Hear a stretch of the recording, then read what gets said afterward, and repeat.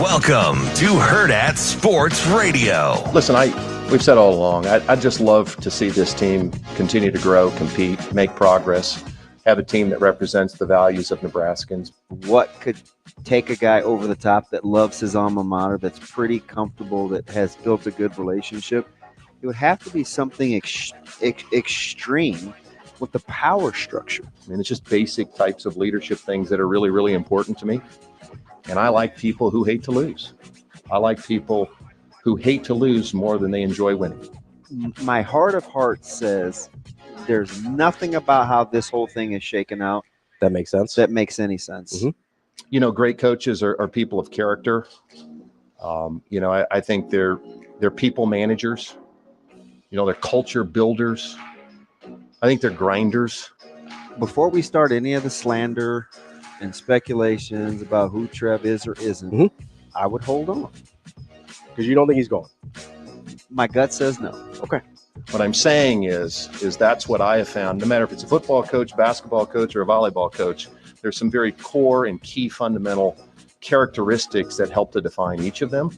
Coach Rule and Coach Hoiberg, and he said all of his coaches, right? And ultimately, when you start doing those fundamental championship habits type things, as I think about them, those types of wins and things follow. Even if you're upset with him for what happened at Omaha, right? He's eaten some of that. Yeah. I can't see him inviting that kind of headache. I mean, we keep pinching ourselves going, are you kidding me? Good morning. Welcome into Hurrdat Sports Radio, AM 590, ESPN Omaha, ESPN Tri-Cities. We're live on Twitter, Facebook, and YouTube. That's DB. I'm Ravi Lulla, and we're here on a Thursday, less than 24 hours after a pretty chaotic day in the state of Nebraska. DB, how you feeling this morning?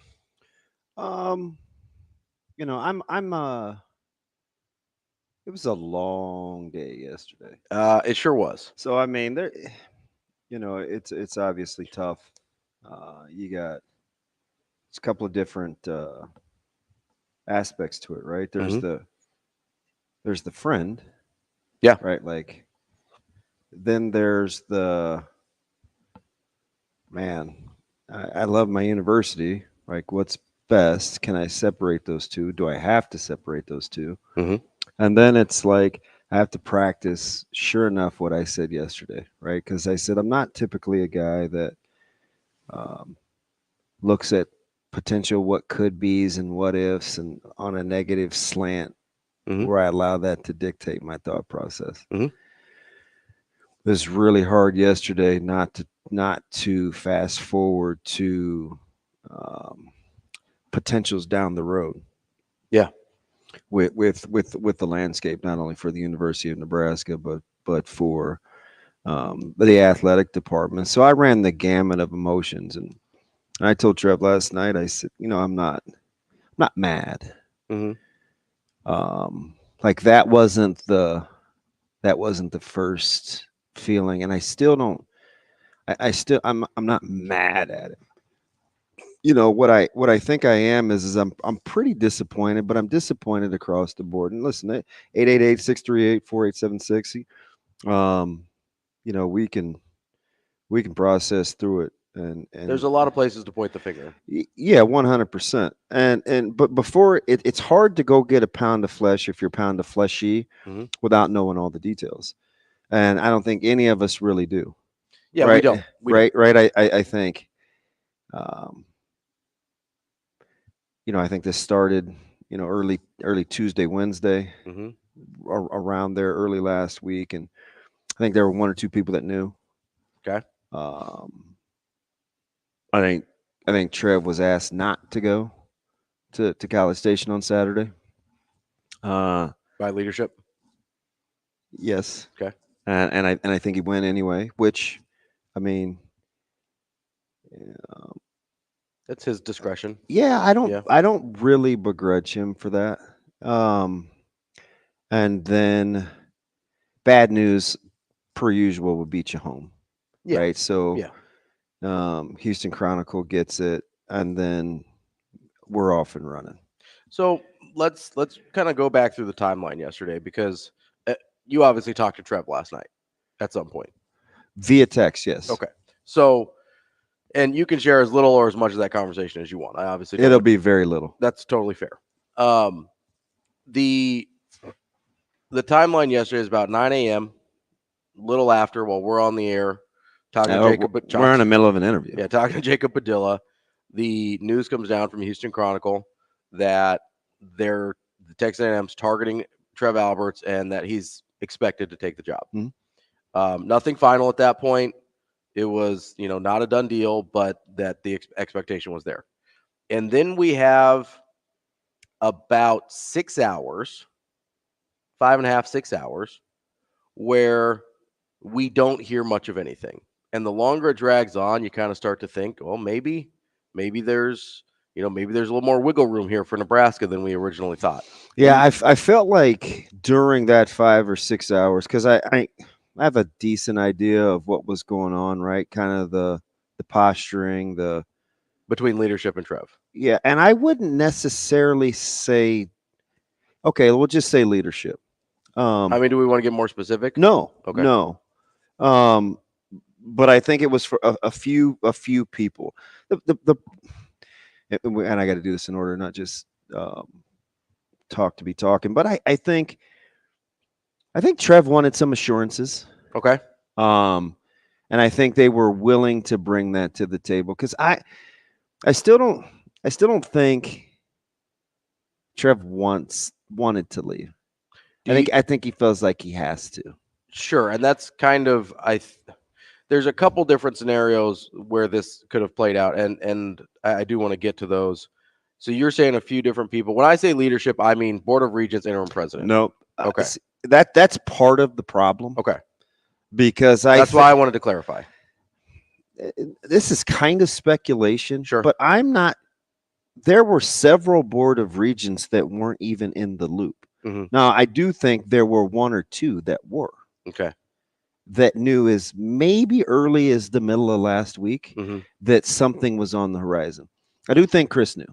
Okay. Kaborik. That the interim president. Yeah, this was a thing potentially early last week. Okay. Now, what was disclosed, I have no idea. Sure. But I was surprised it got to Saturday. Mm. But all day, like during those 6 hours or however long, I felt better by the hour. Mm-hmm. And then by about 3, things started to come out where people all of a sudden felt pretty good about him staying. And not just you and me who had talked sort of privately, but a lot of people around that same time frame had started. And I think people that operate in the know. Yeah. I think people that are reasonably well. I mean, I'm not asking the guy down at or gal at, Quick Trip or whatever. Yeah. Yeah. No disrespect to Quick Trip, but they may be more plugged in than I realized. Who knows, right? But yeah, the people that I would consider to be knowledgeable about these situations, people that have been knowledgeable about these situations for me in the past. And I think people in the athletic department felt the same way. There was a window where I think, all right. It's from about 3 to 5. Yeah. Is when people thought he was staying. I would say about 2 to 4. Okay. So it got to me about 3 to 5. So it was a little earlier in when it actually was because I think, which is fair. Because I think the email came around. It was just before 5, I think. 4:40 maybe. Yeah. So about 2 to 4 internally, about 3 to 5 because externally. I know I was on my way to parent-teacher conferences. Yes. So I was heading to the middle school first, and it was a couple of expletives. Couldn't get it done. He's leaving. Mm. And then then the department must have got the email. Yeah. Because then it just was widespread. It was just chaos. So that's the timeline yesterday. The period in real question here, I think there's 2 periods in question. A, how did we get to the point where he felt it was necessary to go to College Station? Right? That's question number 1. Question number 2 is, what happened in the 6 hours between initial report, we'll call it the 8 hours, between initial report and him leaving? Because a lot happened in that time period, I think, that we don't totally have the answers to yet. As you said, You think Trev was asking for some assurances? Yeah, I think he talked to some very, very influential folks. Okay. That weren't part of the Board of Regents. I feel pretty good about that. So I have heard a name that I was told he was meeting with that is not part of the Board of Regents. That's very influential. And so I think there's a couple of 2 or 3 it just depends on whose perspective. Everybody wants to know the why. I'm not sure we'll ever really get it. I don't know that we will either. But I was encouraged because I felt what Trev was trying to do was leverage. I felt like he was trying to put Nebraska, the athletic department, and the academics in a better position so they could do their job. Mm-hmm. Right. I think he wanted people to do what he was trying to do. Mm-hmm. Cast a vision, kind of model the behavior, execute the plan. Mm-hmm. Right. Because that's really who he is. Mm-hmm. So when he sat down and he had the interview and he talked about, we need to find a president. I think we ought to do that. Like his delivery there, I think we ought to.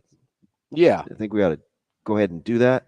Let you know that he's frustrated. Sure. Right. And I think some guys, short side option, and some other guys that I follow on social media were bringing it back to that segment. And now everybody is, right. Mm-hmm. But I still think it was a little more than that as well, because we don't really know more than just wanting to hire a president, wanting to get a president hired. Yeah. Like I believe that you think it's significantly more than just that. I think that was just part of it. Yeah, sure. Right. Because a lot of people, I'm not mad at the timeline. Yeah, I actually don't think that not having a president is that big of a deal. So I'm not stuck on that. I think it was a factor. Those searches often take a pretty long time. Yeah. I think of big universities. 7 months isn't ludicrous. I think it was 7 months between when President Carter took over the job. Yeah. I think it was about that same time frame. It's happened before. We've seen other places take out. People in my Twitter mentioned some were pretty informational. We've seen other places take 9 months. Yeah. It's not a super unusual time frame. Yeah, and I would agree with that. I have no idea what you guys, but I would agree with that. Just being a Berean. I think Ohio State was the other example, was that where Ted Carter went. I think that place was open, if I'm remembering right. So it's not a super unusual, but you're saying you think the president job not being filled was kind of a microcosm of organizational dysfunction that he felt? Yeah. Is that a fair way to put it? I would say that. Let's say it's a third, Okay. maybe 40%. Yeah. Because I think when you start to take a lot of things that have happened and you deduce it to one thing, you try to pinpoint its focal point. So it's like, you're trying to find the core of the issue. You're right? like, okay, I keep having X amount of issues. This happened, then this happened, then this happened, and we told me this, and I just would like this, right? Because he inherited a project that he didn't start. Had to kind of see that through. He cleaned up a lot. He cleaned up a lot of messes early.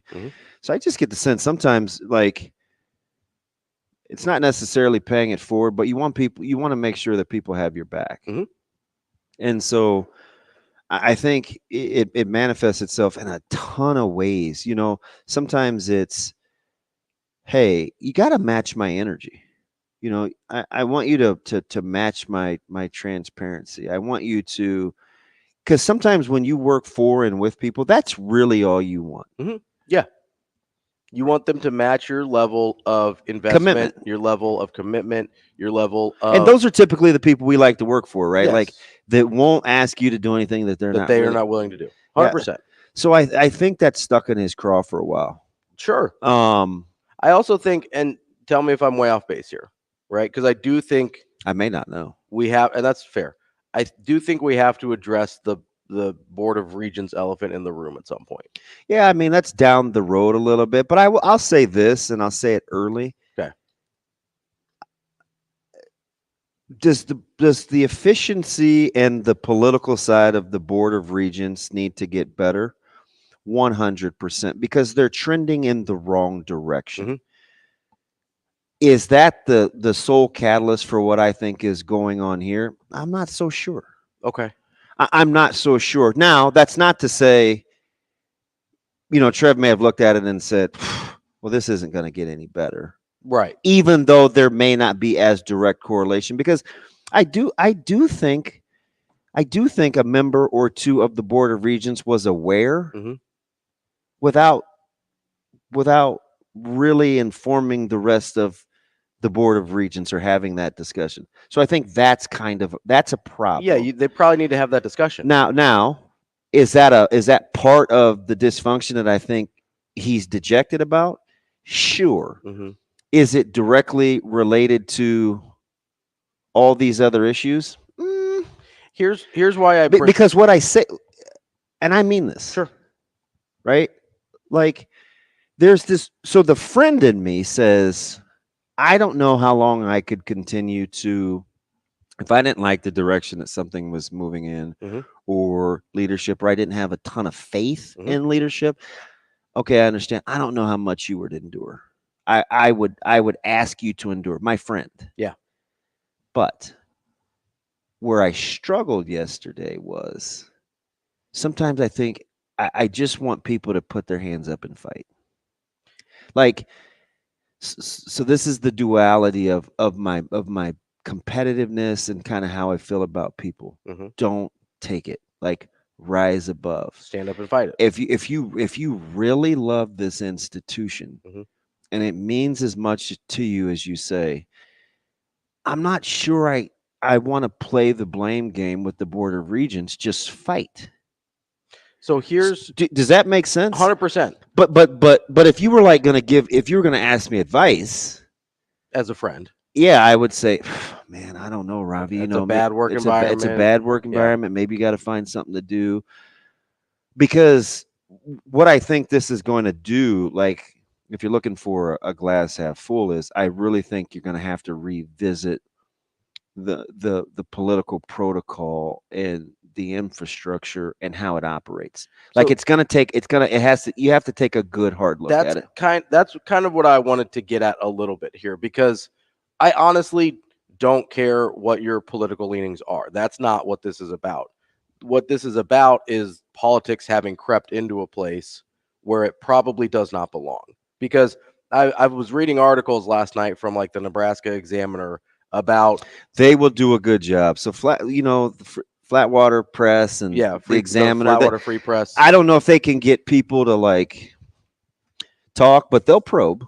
So they'll probe. I'm reading this article about a Board of Regents seat in 2022 that became highly politicized, where the outgoing governor was supporting one person, the incoming governor was supporting another person, and it was strictly because of their political leanings. And that's, you're talking about in reference to the article. Yes. This is what was referenced in the article during it was the race between Williams and Wilmot. And so Williams was from like Gothenburg, Wilmot's from Beaver City, I think. And this was basically what happened in this race. And one of the things that Wilmot was running on, allegedly, this was attributed to her, and she tried to kind of back off of it a little bit, was the fact that they thought they needed to get rid of Ronnie Green and Ted Carter. That was the motivation attributed to her stance.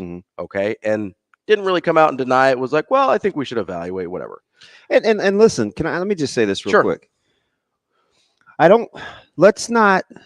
get the optics, but remember, optics are the word we use when we don't have enough information. Sure. I get the optics of Carter, Green, and Alberts all leaving, and we talk about good people.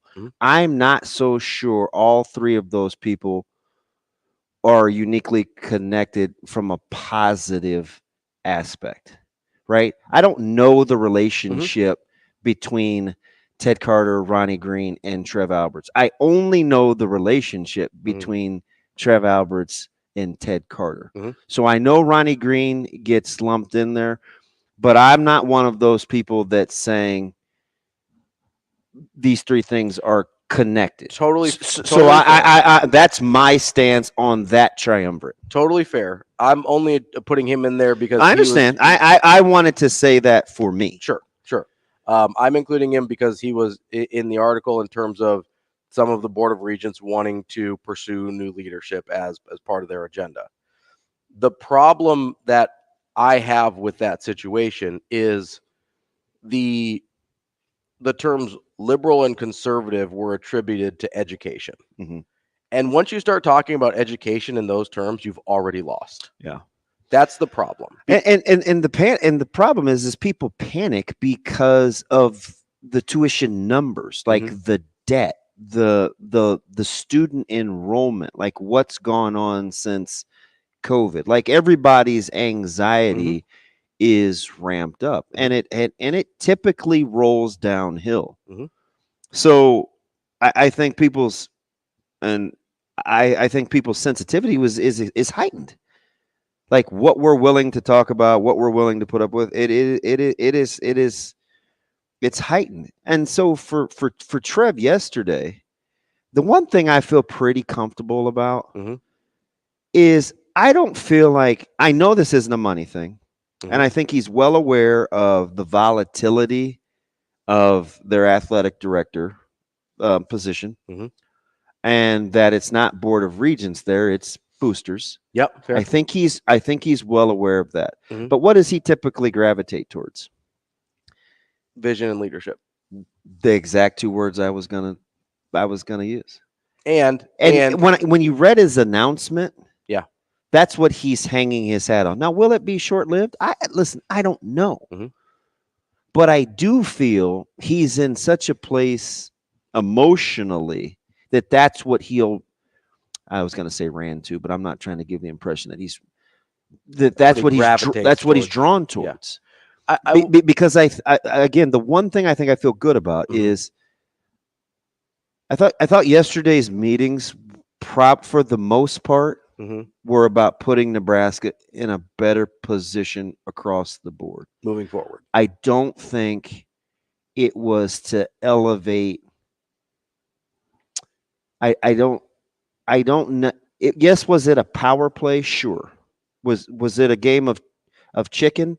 Not so much. I think there's some things that he wanted. He was trying to leverage a situation to try and accomplish the vision that he had. Yes. Is that fair? I would, yeah. So, and obviously there was enough friction there that he felt like he couldn't get that done. Yeah. See, I wish I knew what happened kind of down the stretch. Yeah.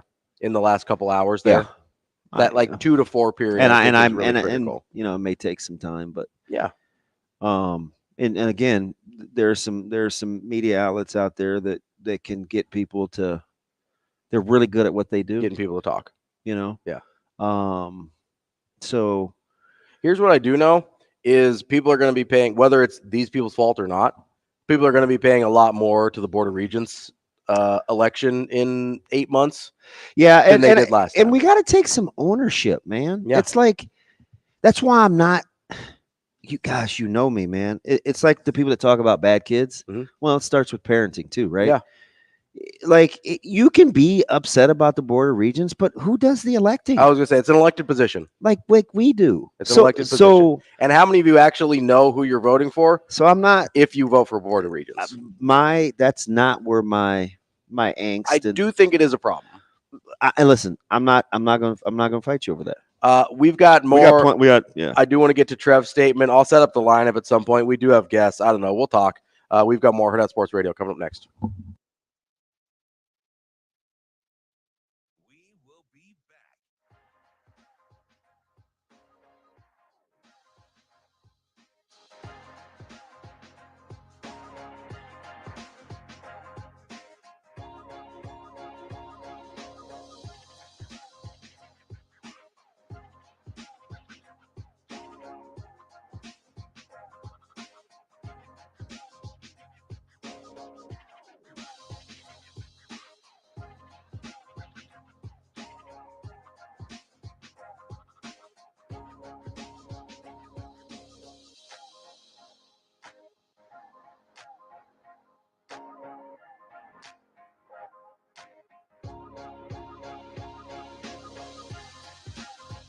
We will be back.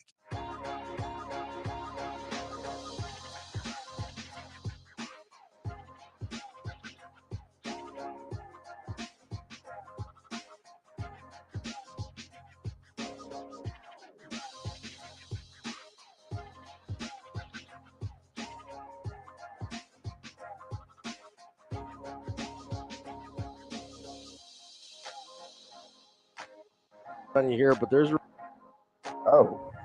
any thoughts? It's not. They're saying not done. And wow, wow.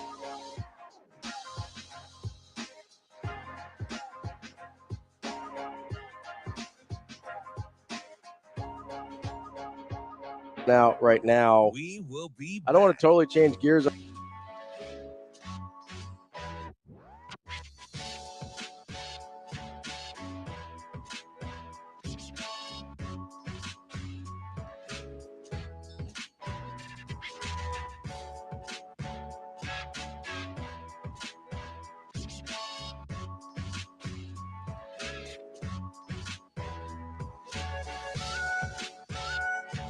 You're going to have.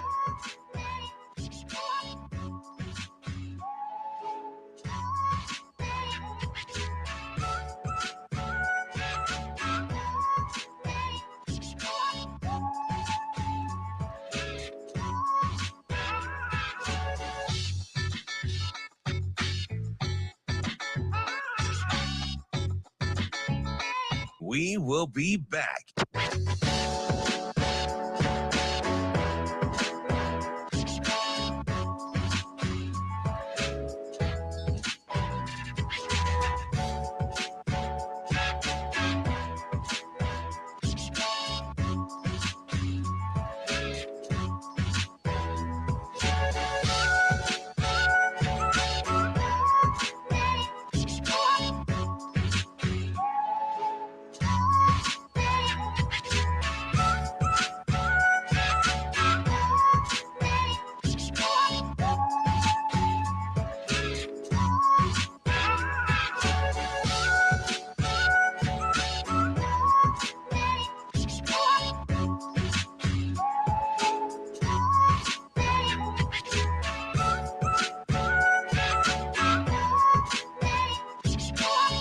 We will be back.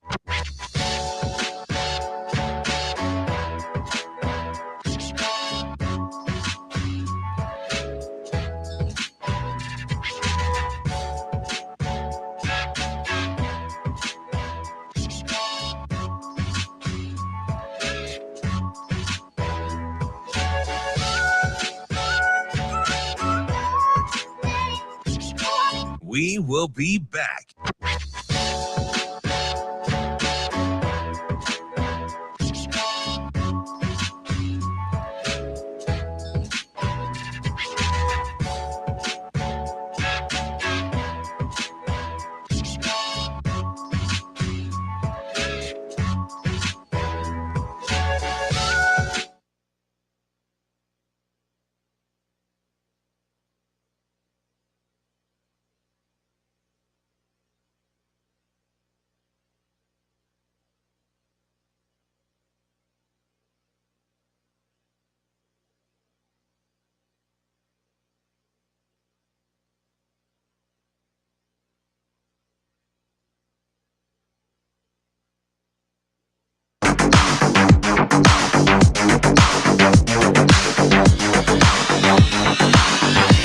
You're listening to Hurrdat Sports Radio.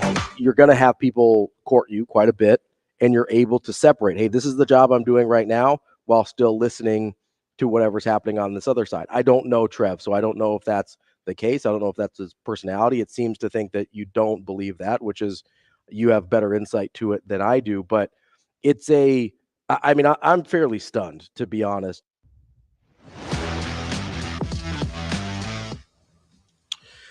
We're back here on Hurrdat Sports Radio, AM 590, ESPN Omaha, ESPN Tri-Cities.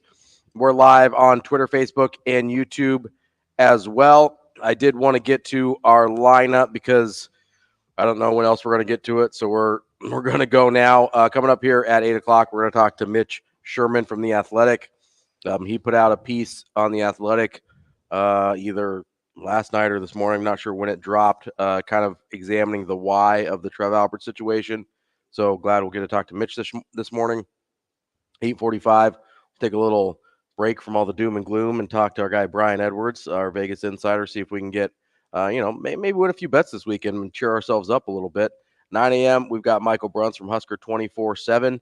And then at 9:45, we've got head Nebraska women's basketball coach Amy Williams to wrap up the show as well. Between now and then, we're going to have a lot of Trev Alberts talk, frankly. I mean, that's the case. I will say, if you need a break from the Trev Alberts talk, just give me a timeout, and I've got a whole list of Me? Yes. Oh, I'm cool.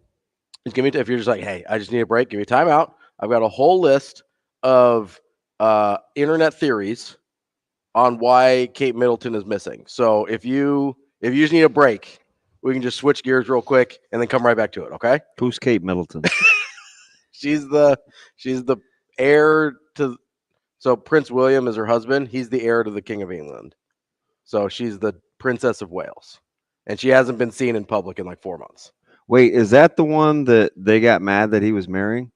No, that's Meghan Markle. That's the other one. That's Prince Harry. Yeah, I don't know, man. I'm just saying she hasn't been seen publicly in 4 months, and people are that's not my jam. I know that's just a little break, a little palate cleanser. I'm just kind of listen.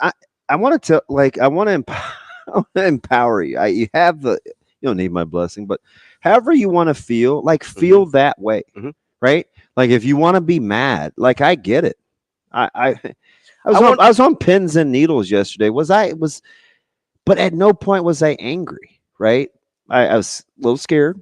It was a lot of disappointed by the end. A lot of disappointment. Well, I was disappointed across the board because it didn't. I don't think it had to get to yesterday, right? I wish, if in hindsight's 2020, I wish I could have reversed some of the events that got us to this point. Yeah, I wish, upon the first knowing that this was a thing. Like last week, we had yesterday's meeting last week. Yeah. And then maybe he doesn't visit College Station.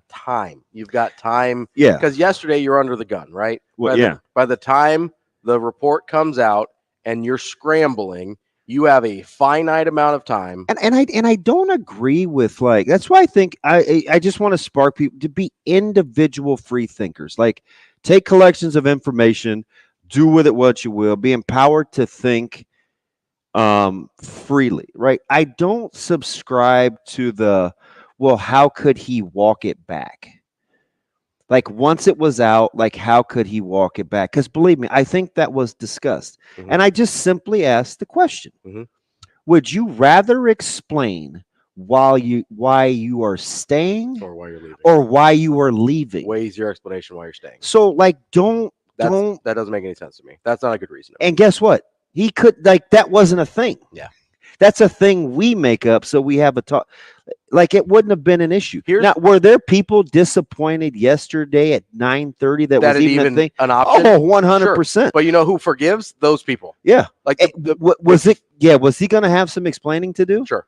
Sure. But I think it's an easier explanation. Because I think he just had to tell the truth. Yeah. And I still think the easiest explanation is to tell the truth, but you're still not going to get, and I don't know that he cares, but there's certain a number of people that even if you give a truthful explanation now are not forgiving him. Yeah. Whereas before, if you're explaining why you stayed, a truthful explanation, you're good to go. Right. 99.9% of people, right? I mean, do you need a national search firm when you have an available sitting president? What do you mean? Do you need a national search firm to find your university president when you have someone or somebody's right in your very own backyard? Let's say at UNMC, where you could find a president that you think would. So it's little things like that. Well, right? That's easy to explain if that's part of the deal. But listen, I'm not. I always like to listen to other people's opinions so I can see, and I'm not mad. You kind of see what's going on in our StreamYard, and people have lots of ideas. Warren has something that has been a major talking point, right? It's he wants another bullet point on his resume to pursue a commissioner or even higher job. He has already looked at some of them, like head of college football playoffs. Okay. I heard that a lot. Yes.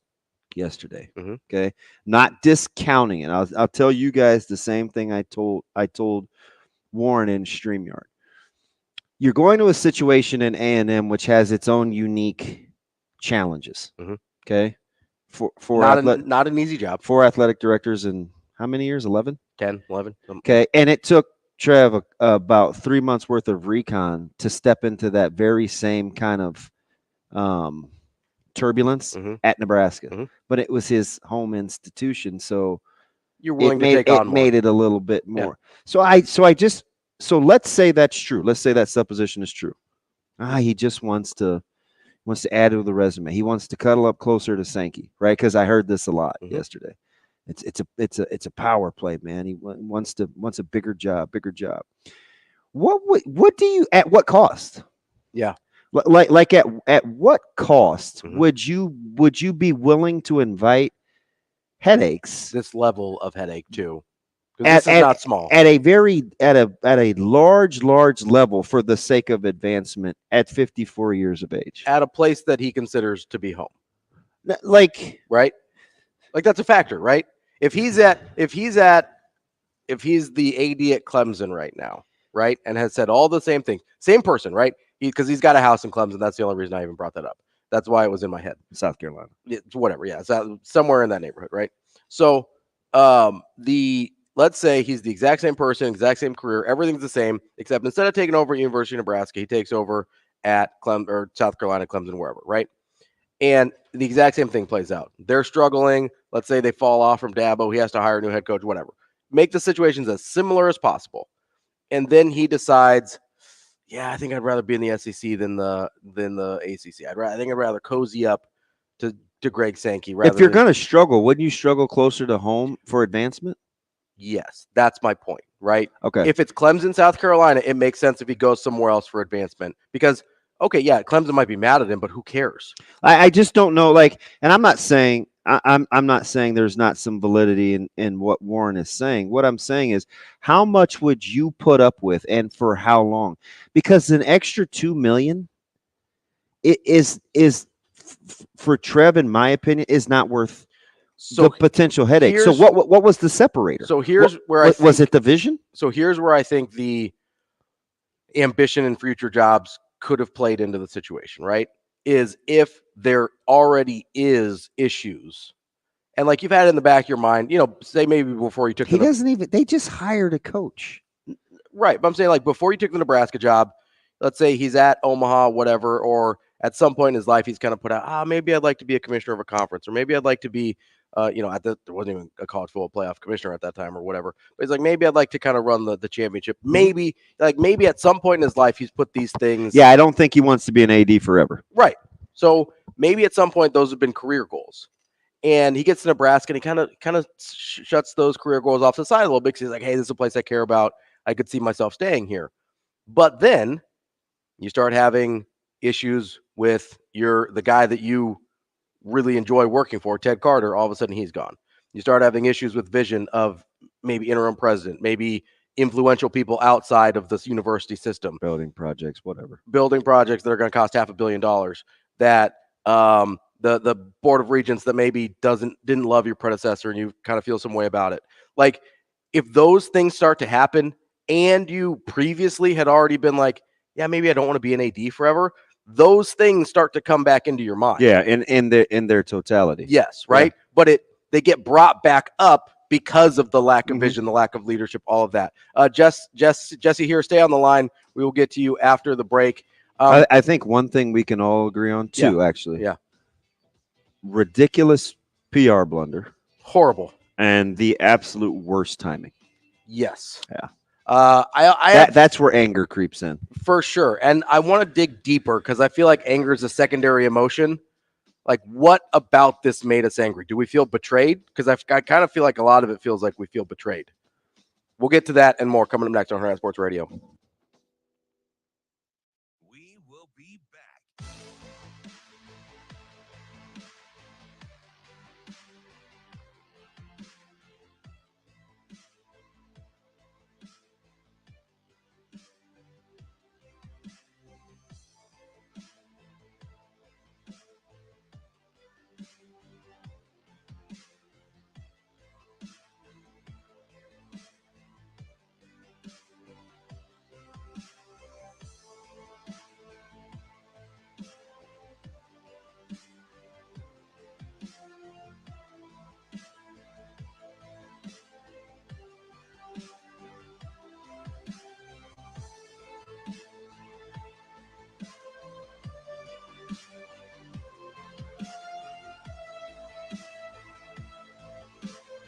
Trev Alberts to being named the next.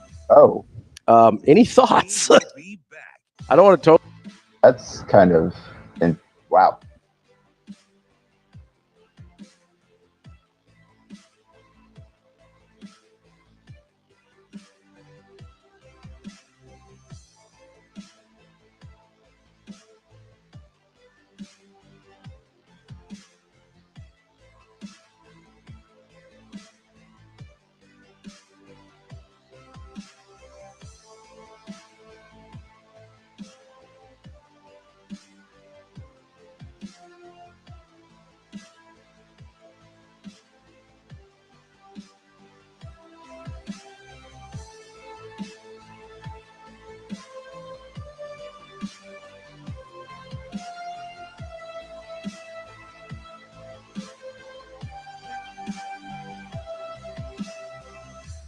We will be back.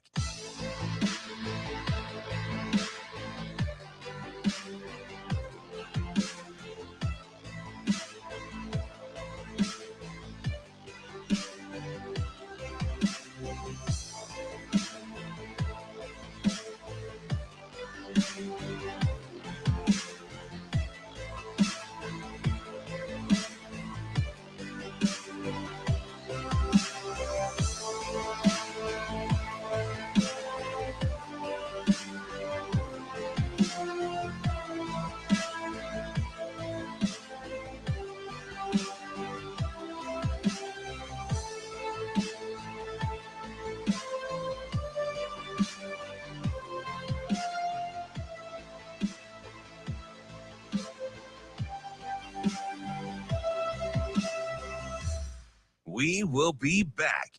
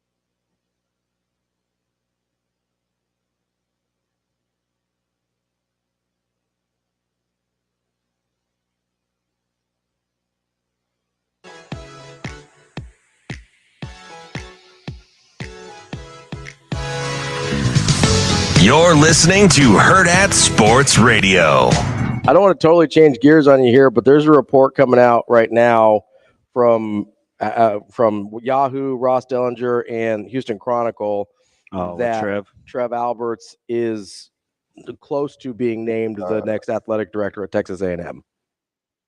Oh. Any thoughts? It's not. They're saying not done, but it is expected to get done. That's kind of wow. Set young Yako. Yeah. Wrapping up hour number one here on Hurrdat Sports Radio, AM 590, ESPN Omaha, ESPN Tri-Cities. That's DB. I'm Ravi Lulla. We're live on Twitter, Facebook, and YouTube.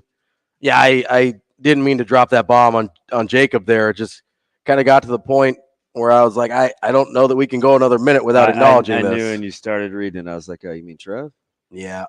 I was surprised it got that far. Yeah. We are wrapping up hour number one here. We've got Brett on the hotline here. Brett, what's going on? Hey, good morning, fellas. Hey, Damon. Thanks for reaching out on Saturday to come see the little guy when we were at state basketball. I guess maybe when we move to Omaha, we'll just go to Bella West and beat you by 50 for 4 years. Yeah, whatever. Timing, Brett, timing. Next. No, I'm giving you back time. There you go. So I'm looking at this situation and what you had said, Damon, about communication, trust. Ravi, you've kind of been like, hey, there's blame on both sides. And to me, I look at it a little bit differently. I look at it just in the society we live in. You brought up trust, communication, pushing your own views. But to me, the biggest problem that's been at the university is the fact that here's what I believe in, and I'm going to stand my ground and bring you alongside and meet in the middle. Hey, I'm willing to give this up to gain this. Let's compromise and work instead of saying, nope, this is who I'm dying on it and I'm gone. And I feel like that's the bigger issue that's happened with the university for the last 15, 20 years versus wanting to point blame at people. Yeah. What are your guys' thoughts? Yeah. I get there's some concessions, but I think the thing that we got to understand is like there's power. I appreciate the call, Brett. I told you about doing that. I like the thing about power struggles, they happen all the time at universities, right? This is not uncommon. No, right? Nor is the time period spent finding a president. Yeah, not unusual. Right? So like those are the things where I'm like, just fight. Like it's going to be okay. Fight. So here's because the hard part that I have a hard time reconciling, and this is it's slippery ground because you never want to be in people's pocketbooks. Everybody always wants more money, I guess. So I feel bad saying, well, he doesn't need the money because like really, who knows, right? I don't know. But I would say like if you're gonna go chase money, I'm simply asking people to like at what cost. I don't know if that's what he. Also, do we really believe Nebraska wouldn't have matched the money? Do we really believe that? Yeah, I don't. So I think there's a. I don't know. I mean, he was set to make a ton more money, just in a couple years. 7 months ago. Well, when did he redo the contract? So November, 3 months ago. 7 months ago. He did the contract in November, and it was going to escalate from 800 to 1.7. Yeah, and then in 2026, it went from it's supposed to go to 1.7 to 2.6. Yeah, right. So that's why I said a couple years because he already doubled it, and then it was going to go up another 50% ish. And A&M puts him in the top 10, right? He was in the top 10. A&M puts him in the top 3. Okay. He was in the top 10 at Nebraska, though. He was very well compensated for an athletic director already. So at the 1.7, the 800 was low. That's on the lower end. I shrug a little bit at the money as much as I would entertain the power. Like I would entertain the power discussion before the money. Which makes sense. Because I think he would want stability and power. Because part of the leadership strategies that I think he talked about with that department and tried to cast is to see it through, right? Is cast a vision. Now here's the plan of execution. So did he feel so defeated he had to bounce? I don't know. So here's and the thing about it is I don't like he's not going to be a martyr, and we can't be an apologist. It's disappointing. Yeah, it is. It's extremely disappointing. But what I don't want people to, it's human nature, so it's out of my control. But we probably only know about 40%, if that. Yeah, of what it was, because I remember I started saying I think the president thing was only a little bit of it. Yeah, so I kind of landed on 3 sort of tent poles of where I think this kind of happened for Trev, right? And I don't think one of them is true, but I have to put it out there because I think it's plausible. So these are kind of the 3 plausible scenarios that I think led Trev to this point. And this has nothing to do with Trev, just from how things played out. Number 1 is maybe the first option, which I don't think is true, is the option that maybe he's the guy that UNO wrestling and football fans tried to tell us he was, and just was, deceiving, a snake. These are terms that I've heard used. Yeah. 100%. And was just only in it for himself. He's a climber, a super ambitious guy, and was always just using his current job as a stepping stone to the next job. That's option number one. I don't particularly subscribe to that one, but I think it's plausible based on how things have played out. Number two, what you said yesterday when this all broke. The power structure at Nebraska, whether that's regents, president, influential boosters, whatever the case is, people that have influence over the athletic department, has become so broken that he doesn't feel like he can function anymore. And he is leaving almost as a last gasp to say, the best thing I can do for this place is to leave and give it a wake-up call. That's option number two. Option number three is what you've talked about this morning, that the power structure was frustrating enough for him that he gave up and didn't want to fight it. Those, to me, I think are the only plausible options. Yeah. And I lean towards the second two, one of the second two. I don't think it's the first one, just based on your relationship with him. Yeah. So when I go back to, so there's lots of variables. Mm-hmm. You know, there's the fiscal report from UNO, mm-hmm. right? Whatever happened within the athletics at that department. Yeah, the finances there, right, were kind of a mess. Okay, I'm sure that's internally, however that made him feel. That's a thing, right? Mm-hmm. You have the lawsuit, right? You're going to get named, but let's say you settle, mm-hmm. and you don't want to settle. After in the statement, you like came out and said you didn't just say we don't comment on these matters. Mm-hmm. You said that you deny you don't agree with the allegations. Like you said, like, which I thought was a little abnormal. And mm-hmm. then you have the funding. Then you have the lack of a president. Mm-hmm. So those are all real. Those are all things that have happened in the past calendar year. Real tangible things that we know about.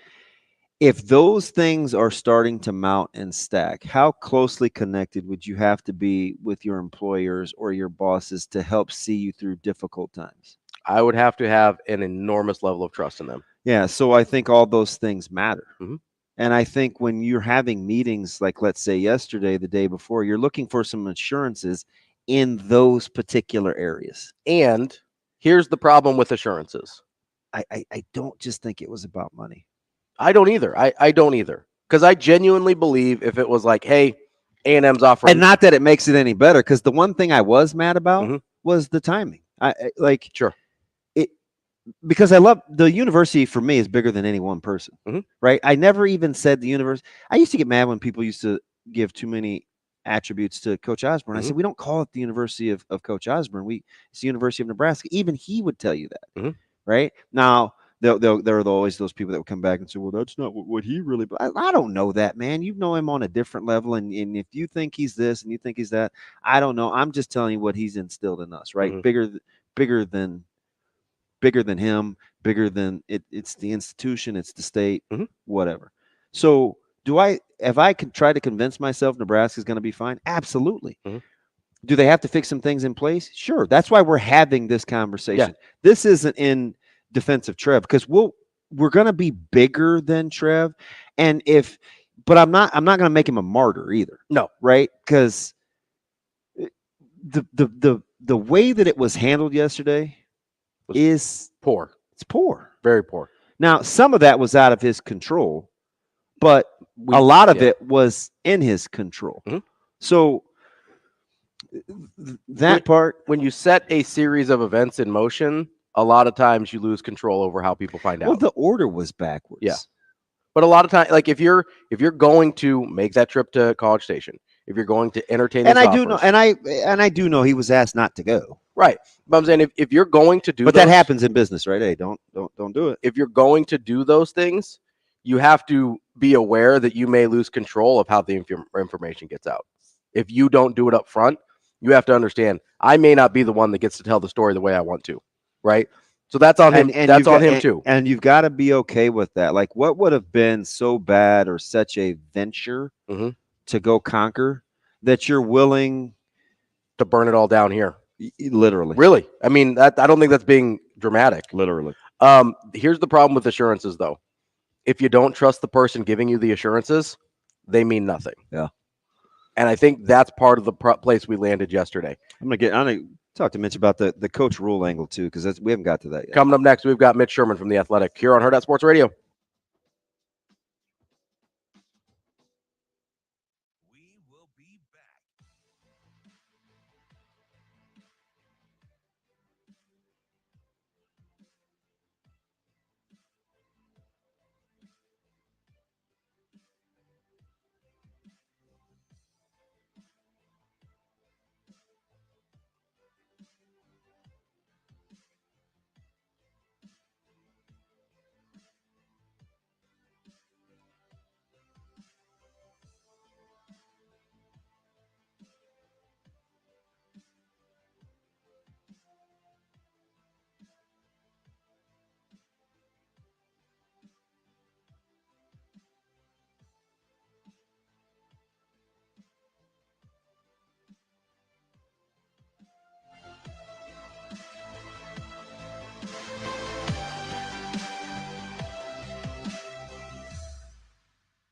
We will be back.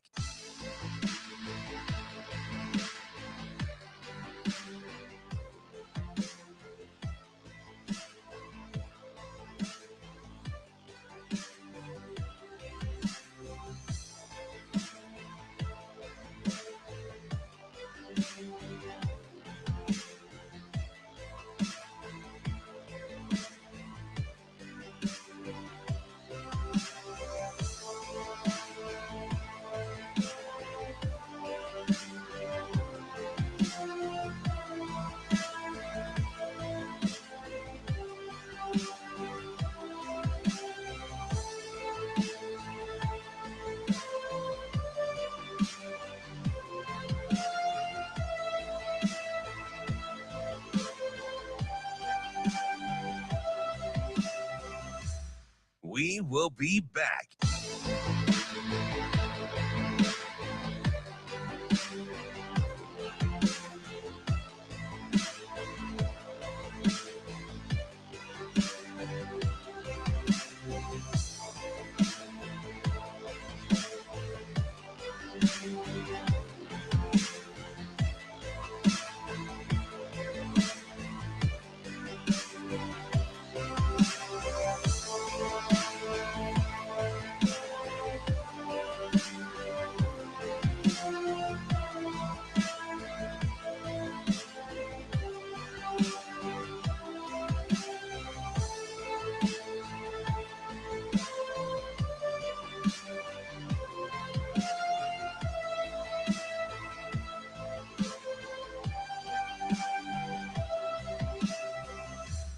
We will be back.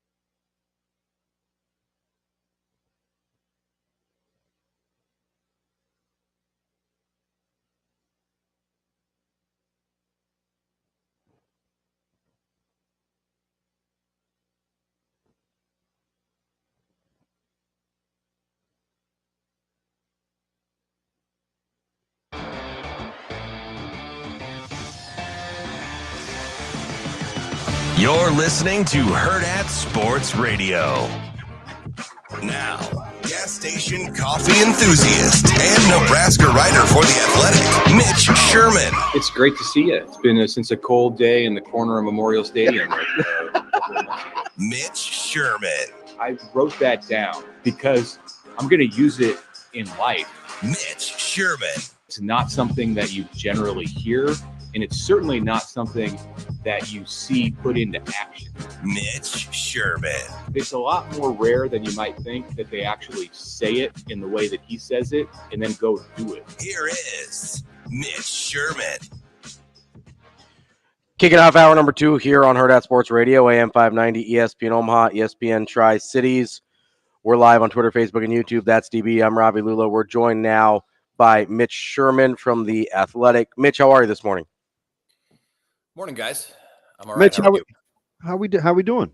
How are things? A little tired, maybe. Yeah. So that piece came up last night, fairly late. I think it was online about 5 o'clock last night. Yeah. Okay. Yeah. Okay. So worked on it for most of the day, so had a head start. Trying to figure out at what point were you going to feel comfortable hitting send, right? Did it change from like 10:30 to 4, or were you pretty consistent like the whole way through? Because I know some of your colleagues felt pretty good. Yeah, from the morning reports and then the confirmations of the reports, I felt pretty confident that Trev was going to leave. That was happening yesterday. I would say mid-afternoon, when there hadn't been any news, I doubled back, tried to check with some people who might be in the know, because in the morning, the people around Nebraska weren't really in the know. And unless they were just playing coy, it was all very much a surprise. Now, I mean, there have been various rumors about Trev through the offseason and jobs that he might have expressed some interest in, but I really didn't think that. I just didn't think this day would come. Certainly not this year, and certainly not for him to take what's basically a lateral move. If Trev Alberts had left Nebraska at some point and become a conference commissioner, okay, sure, but not this. It's hard to even sift through just like the surface level dynamics at Texas A&M and find reasons why it's a better situation than Nebraska. I mean, you can talk about money, but money's not really an issue at Nebraska. I mean, whether you have $1 billion versus $2 billion, like what's the difference? Honestly, so I was caught off guard, surprised. Mitch, it really didn't change through the day. Gosh, I'm 1,000% with you, right? And I don't know if it's important for me to get other people to believe that, but you said lateral. That's a little stronger than what I would have said, but I did say, how bad or how much could you have not? Let's say he didn't get his way. Let's say if you're anti-Trev, he didn't get his way. If you're pro-Trev and you want to blame somebody, it's how much did he not get his way? Where you would go to College Station for what, in essence, like what would you put up with to make that move? Like how bad could it have been? Right? Like what would you be willing to put up with to have a similar situation for a little more money in a place that you're less familiar with? Wouldn't you rather know your problems? Yeah, I do. That's a good point. I do think so. And not just less familiar, but it's more uncomfortable for him to walk in. He's not going to be immediately accepted in the same way that he was at Nebraska. He doesn't have the kind of equity built up at A&M. He's got a football coach who's yet to coach a game. He's an A&M guy. Yeah, right. It's pretty baffling, and obviously it speaks to and it hints at a lot of under the surface issues that exist at Nebraska. We know what some of that stuff is. It's and I detailed a bit of it in my piece last night. I really just think it comes back to leadership and his confidence in the leadership, in the board of regents and in the people that they hire. And it's unstable for sure right now. I mean, you've got an interim president about to appoint an interim athletic director. And I wonder, I saw President Kaborik's statement last night about starting a national search for the next athletic director. Is that right? Is he really the person to run the search for the next AD if he's not the permanent president? If he's the permanent president, sure. But can you have an interim president run a search for a permanent athletic director? You can, but it's awfully dysfunctional.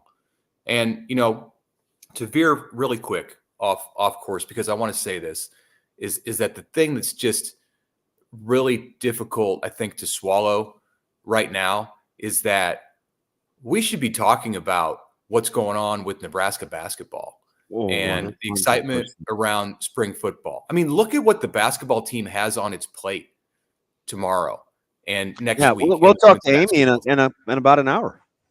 Yeah, and nobody is thinking about that right now. It's this huge shadow over everything is all about this. You think it's total coincidence that the baseball team was down 9-0 after 2 innings last night at Wichita State? It might be. It might be a coincidence, or it might be that these student athletes understand and feel the impact of what's happening around them. And you hate to think how that could affect some really important times on the courts and playing fields coming up here over the next days and months and weeks. Yeah, I stuck my neck out on the line yesterday at 9:30 only to get it whacked because I felt like those things, Mitch, would be very, very important to Trev, right? Just the timing, the symbolism of what leaving now, how it would hurt undermine everything that he's kind of promoted in that athletic department. And so I struggled with, personally, as a friend, do you let him off the hook because he was that miserable? Or is it like, you know what? I wanted my son and I wanted people to be able to spend more time around you under your direction. Like, student athletes need you. And now I'm mad, right? But at no point yesterday was I upset. Can you understand the spectrum of feelings that people would have without having to explain it or rationalize it to you? I think, I think there's a lot of people who are upset and who look at it and say, I can hear his reasons. I can try to understand them.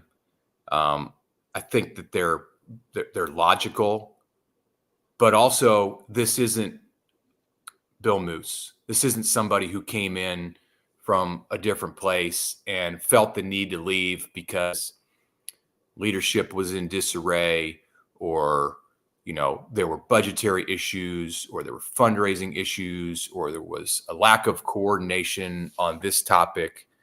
Now, this is where Nebraska was supposed to have an advantage because the guy in charge was one of us. He was, if you're looking at this from Nebraska's perspective, and I don't, it's going to take a long time. It may never happen. I think for some people in this community around the state to get over what is a very stark sense of betrayal this morning. Mm-hmm. And, there's, I think, an entire community in the state that has watched Trev Alberts from the early 90s and feels like they've been alongside him a little bit, like they've, been pushing and pulling with him to go through his post-playing career in broadcasting, to getting started in administration, to moving up that ladder, to overcoming challenges and getting to this place where it's really starting to look at Nebraska like you've got momentum with football and basketball and other sports. And for him to take this turn at that point, it's something that I think people will always, it's never forget. So, whether that's entirely real or just perceived, I mean, Trev is the one who pulled himself up and advanced his career on his own. But I do think there's a lot of people who feel attached to it, and that's why the emotions are what they are today. Especially for a guy that did so much homework on his own before taking the job at Nebraska. I mean, He did his own recon. It was kind of unbelievable. And he took some time to do it. And really, it was a lifetime of homework. It was decades of homework. You know, I understand that he had to sit down and do things to research what was going on in the current climate, but he lived it. You know, even while he was at Omaha, you know, he was never too far away from Lincoln. We're talking with Mitch Sherman from The Athletic. Mitch, I want to ask about the Coach Rule portion of this all, because I think that's a big reason why part of the reason there's been such a House of Cards reference, right? Emotional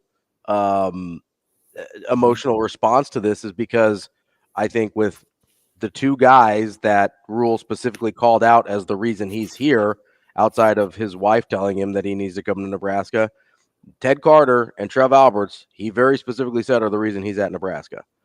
I think there's a lot of fear amongst Nebraska fans that without those two guys, Matt Rule now becomes in play. Like how does the football coach play into all of this with the departure of Trev? Well, we'll see. It's a huge, I think it's a huge reason for it's something to watch.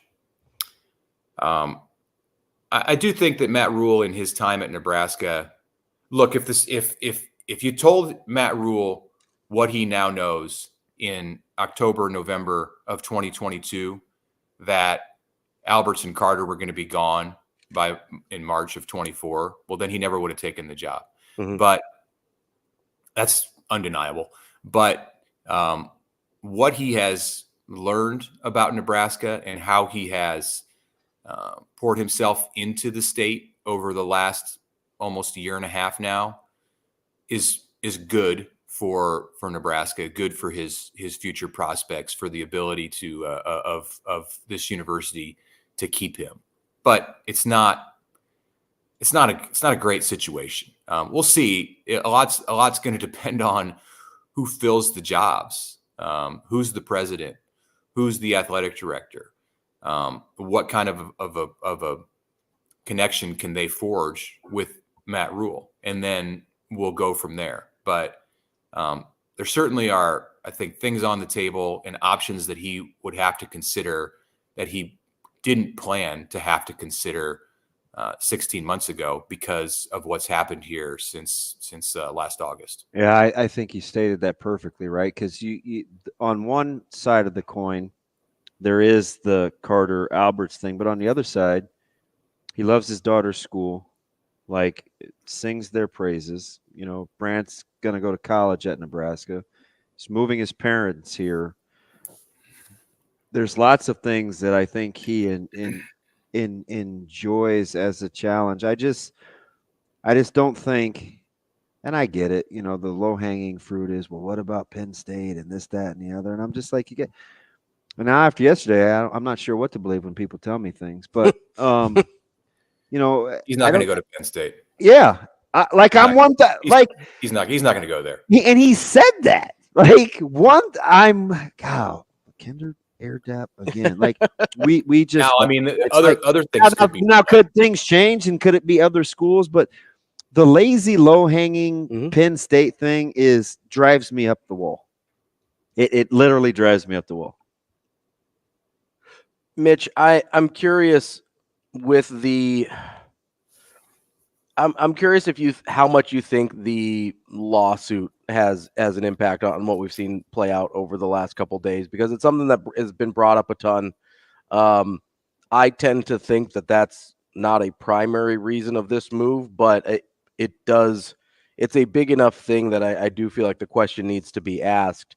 Do you think that was a factor? Obviously, the lawsuit follows him, right? It's not like it just magically goes away because he took a different job. Why do people keep saying that? I don't know, right? But I do want to address, do you think that either a lack of support regarding that issue or maybe how it's going to be handled? How it's going to be handled was a factor in this move at all? Yeah, I think it's silly to think that it has no impact, but I don't think it's the deciding. I don't think it pushed him to leave. I think it's been on his mind. I think he's had to have some conversations. I think he probably has some we say now in the past tense, had some concerns about again, there not being a president in place and how that situation could potentially be viewed by the next boss of his. But as you said, he continues to it will follow him. And if there's a judgment against him, it's going to impact him, whether he's at Nebraska or Texas A&M. Mm-hmm. And I do wonder if he's at A&M and this negative publicity comes out because there's a judgment issued against him or there's a settlement and he's, there's no admission of it's not a criminal case. There's no admission of guilt, but whatever, it's public perception. If he's ruled to be negligent, I wonder, how do people view that in College Station? And could it actually be worse for him there, where he doesn't have relationships in the way that he does at Nebraska, than if that situation played out for him in Lincoln, where I think people feel like they, and understandably, people do know him. Maybe not. I don't. But to answer your question, I don't think it's not the decisive factor, but I think it weighs on his mind in all decisions that he makes. Mitch, which were you more, I guess, taken aback by yesterday? The timing, or how it was handled from a public relations standpoint? And maybe they're connected, but I don't know. I think they're connected a little bit. Again, without strong leadership, it's difficult to structure the way that you portray a move like this publicly. Nebraska had to be very reactive in how it framed this. It had to wait all day for Trev to make his announcement, send out the staff email, and then structure a statement from the interim president. It wasn't ideal. Does it change your mind at all? A lot of people were ready. Does it change your mind or your opinion at all if Kabarik were to say when this became a thing? Does the timeline matter to you in terms of how you view strong versus whatever kind of leadership? Like if it was, well, it happened then, or I became aware of this, because the statement was very general. It said the last day or two, we had some very intense conversations and we did everything we could. Right. So, if he were to have known on Tuesday or Wednesday or whomever knew and didn't divulge much, does that change your perception of the situation? I think you'd like your president, you'd like the leader to be as in the know as possible. And I don't think he became in the know until, based on his own statement, until it was far down the road. So that just reinforces, I think, what we're looking at here with a situation that lacks, a driving force. And that is one of the roots of the whole problem that led this to arise in the first place.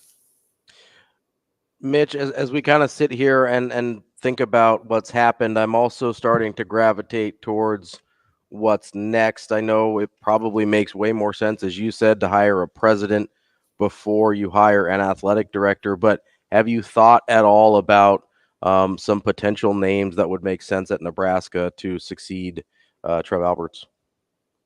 Yeah, I think that's going to depend on how they go about structuring the timeline of it. I think it makes sense, yes, as I said, to pick a president first. And then that president is going to have connections. That president is going to have preferences. And without having any idea who that president might be, I mean, yeah, there have been candidates named for the president's job, but nobody has taken it yet. Nobody has been offered it and accepted it yet. So we're a couple steps away from being able to even really think about who the AD might be. You can draw the obvious initial connections to Nebraska, and it's like with a coach or to Coach Rule or whatever. Yeah, right. To Nebraska or to Matt Rule, and you can look in Matt Rule's background and say, well, he's worked with this administrator. Now, I don't think Mack Rhoades at Baylor is going to be a candidate. He's paid a lot at Baylor, and I just don't think that with the, as we said, the unstable leadership at Nebraska, that Mack Rhoades would entertain this, even being in the Big Ten versus the Big 12. But there were other people that Matt Rule and some of his staff worked with at Baylor who have advanced on and proven themselves in the world of college athletics that could be an option. So yeah, those are two routes to go, like a connection to Nebraska, like a Garth Glissman, or somebody who, Garth, of course, is the former NBA exec who's the associate commissioner of the SEC and has deep Nebraska ties and wanted the job 3 years ago when Trev was hired. So those are the obvious places to look. But until we find out how the timeline's going to work, if Kaborik's going to make the hire as an interim president, or if a new president's going to make the hire, it's hard to really get too far down the road on knowing the direction that Nebraska will even look to go. Mitch, you've done this a long time, going back to the Daily Nebraska and within the state, understanding the landscape. Why do you think the triumvirate, cohesive triumvirate, has been so elusive for this institution when we typically always kind of dumb it down to one thing, and that's football? Right? Like, and I'm not saying that's right or wrong. I'm saying that to the commonality in pulling in the same direction, and because it's so important to me, and it's like trying to bottle smoke. I just can't quite get it all, right? Like the chancellor, the president, and athletic director, unified vision. Why has it been so elusive? Yeah, when you said triumvirate, I thought you meant like president, chancellor on one line, athletic director on the second line, football coach on the third line. Well, I would entertain that. That's what I thought you meant too. Hey, listen, I'll take it. That's what I thought you meant. I thought it was president. It's the same answer either way. Whether you're talking about president, chancellor, AD, or president, put them on the same line. AD coach. It's the same answer either way. And you said it, that people care so much. People care so much that they overextend. And I'm talking about people in important positions as contributors, like monetary contributors, people in political positions, people in leadership positions within the university. There's so many people who are invested that you just naturally end up with forces that are tugging in opposite directions. And that's the danger that Nebraska is walking into again in this next this next set of decisions that need to be made, is that there is not, and it's hard to imagine it happening anytime soon, a unified vision, agreement about how all of this should look. And what you end up with, even when you have this short period of time, like November of 2022, where it all looks like everything's great and they're all on one stage taking a picture, even when that's the case, we've learned now that it can be a facade, and what looks real isn't always real. And I think the reason for it is because there's so many people who care so much, and a lot of them have competing interests. That's Mitch Sherman from The Athletic. Mitch, we appreciate it. Really good stuff there. I'm sure you'll stay busy. Good luck. Thanks, Mitch. Yep. Thanks, guys. More Hurrdat Sports Radio coming up next. We will be back.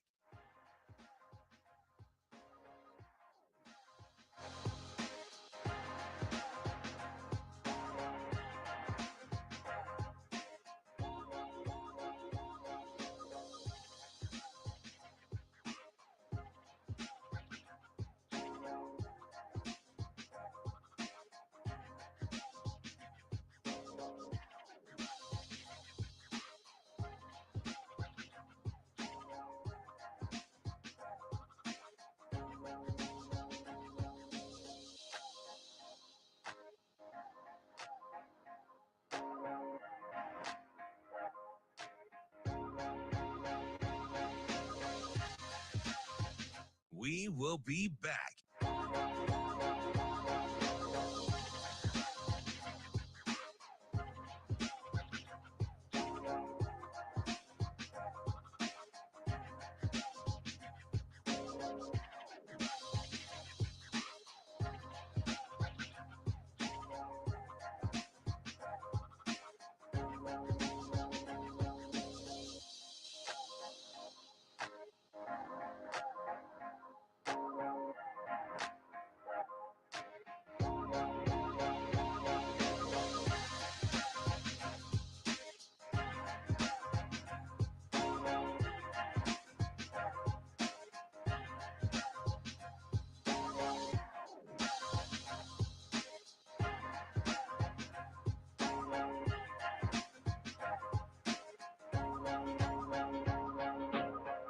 We will be back.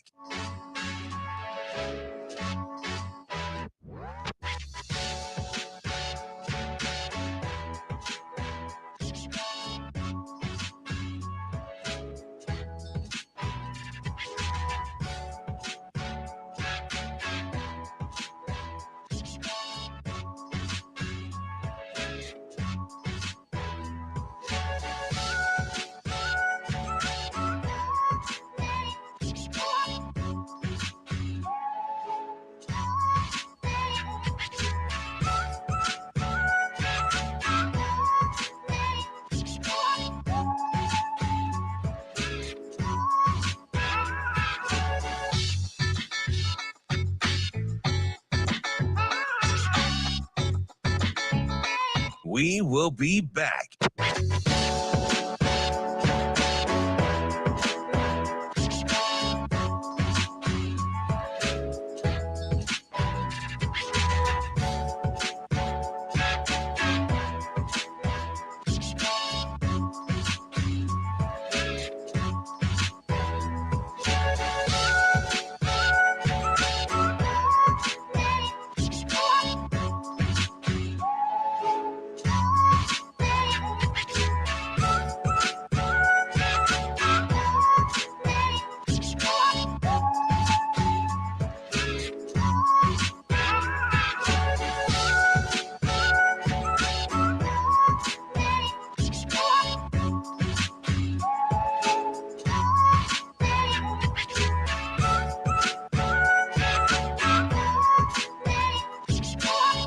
We will be back.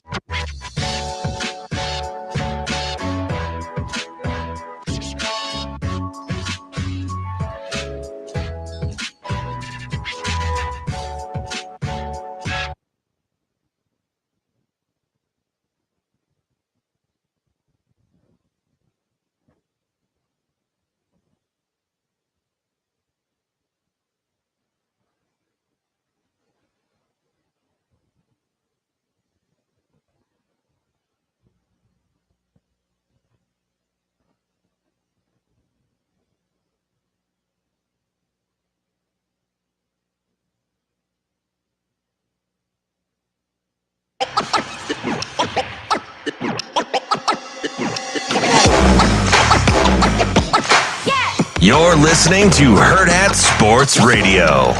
I'm fairly stunned, to be honest. This isn't just an athletic director that feels like he cares about Nebraska, whatever. This is an athletic director whose number is on the stadium at Nebraska. This is a pretty big deal. You know, this isn't Nebraska is a group of 5 school and Texas A&M comes calling, right? Like this is, they're positioned in one of the 2 premier conferences, the conferences that are going to get all the things moving forward. He's already in one of those. If you ask me what could take a guy over the top that loves his alma mater, that's pretty comfortable, that has built a good relationship, it would have to be something extreme with the power structure. Mm-hmm. And the power structure would be the interim president Mm-hmm. and the board of regents and how that's playing out. Those are the only 2 things that I could see getting this far down the road.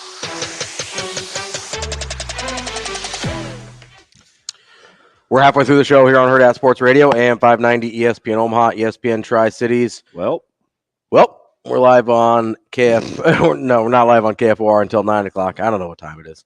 We're live on Twitter, Facebook, and YouTube. That's DB. I'm Ravi Lulla.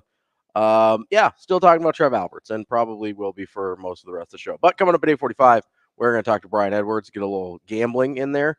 And at 9:45, we're going to talk to head coach Amy Williams about the women's basketball team at Nebraska. Am I naive? Because I'm not doom and gloom. I don't directly correlate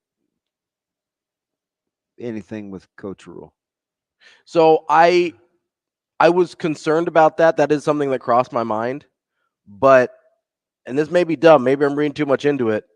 After he sent out the tweet last night with the video about being a caretaker, I kind of like, oh, he's taking ownership of this place. It's what he wants. Yes. I mean, you talk about a guy that enjoys power. Kind of like Mitch said, I think he came here because of Trev Alberts and Ted Carter. I don't think that is the reason he stays here. Yeah, and I know the struggle that it was, and this is not to say he's not going to do it again, And I don't even know why we're having this conversation because I think we're selling him short, number one. Like, I think he would say, I understand the trepidation. That's what but I don't think that things are intertwined. Does his boss matter? Sure. Yes. But I think he would tell you he's got a job to do. Here's the other thing about he's pretty far away right now to be cranking out like beautiful edits like that. The incredible videos that make me feel okay inside. One of the things that I think that I've thought about in this process, and it's one of the reasons, and I don't know Trev personally, obviously, but it's one of the reasons I was disappointed in the way this played out with Trev was I feel like being so swayed by who is in leadership ahead of you that's frustrating for me, right? Because that's not something you have control over, right? Trev doesn't have control over who the president's going to be.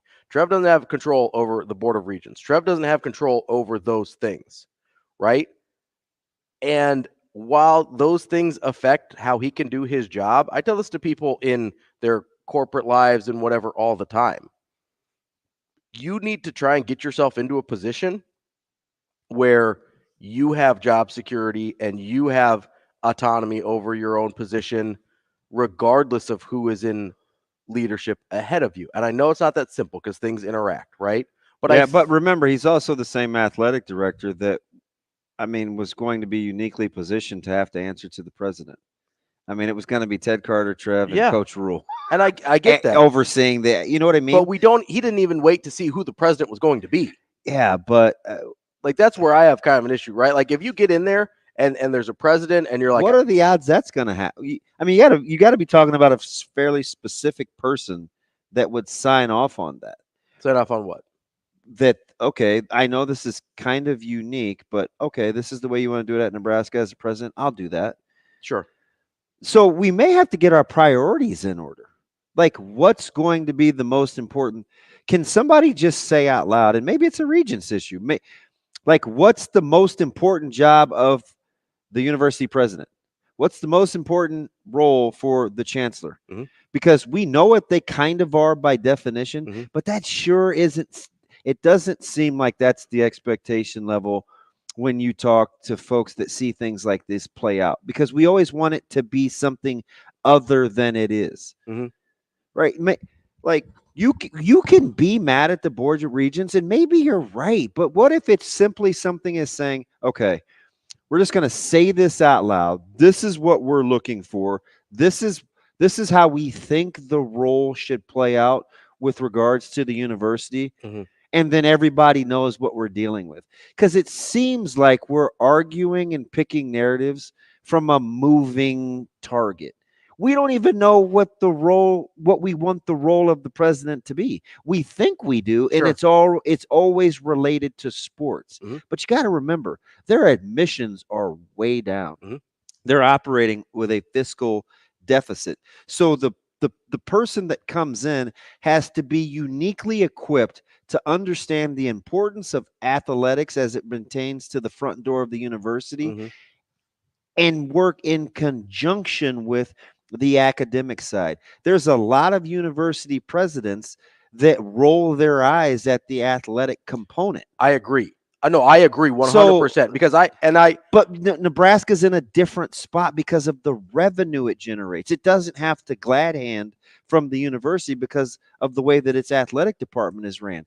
So I think it's a little unique of a school in that regard. So I maybe that's what makes it so hard. I put out a tweet yesterday, sort of in jest, but like kind of seriously, that, because the Board of Regents has taken a lot of heat over the last 24 hours, right?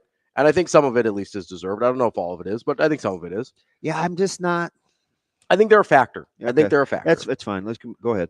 And I said, if you want to win a Board of Regents seat in a landslide, campaign on the only issue of making Nebraska football and getting them back on track, and forget all the other policy pushing. That's your platform. And somebody responded, and I mean a lot of people responded, but somebody responded specifically. This isn't pro sports. The university doesn't exist for football.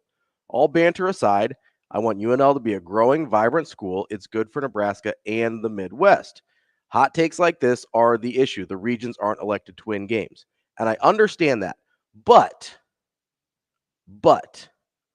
that discounts the impact that athletics have and can have and on can, the overall. Can the University of Nebraska post-COVID in 2024 function without success of its football? Well, without monetary the key. Success from its football program. The value that athletics have to the overall well-being of a university is dramatically understated by a lot of academic types. And I'm not hating on academic types, right? But a lot of people that are either in Board of Regents seats, a lot of people that are in president seats at either Nebraska or other places continuously underestimate the impact of athletics on the overall health and well-being of a university.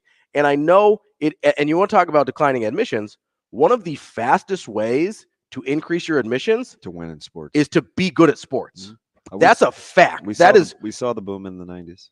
I mean, Nebraska saw the boom in the 90s. Alabama saw it. Yeah. Even places in such a small scale like FGCU, when they made their Sweet 16 run, I think the number was like 500% in terms of applications increase. This is not an isolated thing. This is a proven thing. The more you win at athletics, because that is the face of your university, whether you like it or not, unless you're Harvard or one of those types of schools, athletics is the face of your university. And so to bite off your nose to spite that face is dumb. Yeah. Because guess what? The rest of the body's not going to function real great without a face either. Do you guys want to get to Wyatt? Yeah, let's get to Wyatt. Asian Wyatt, why don't you go ahead there? Hey, how's it going? Good. How you doing? What's up, buddy? Hey, if I introduce some dark humor into the situation? No, it's good. Let's go for it.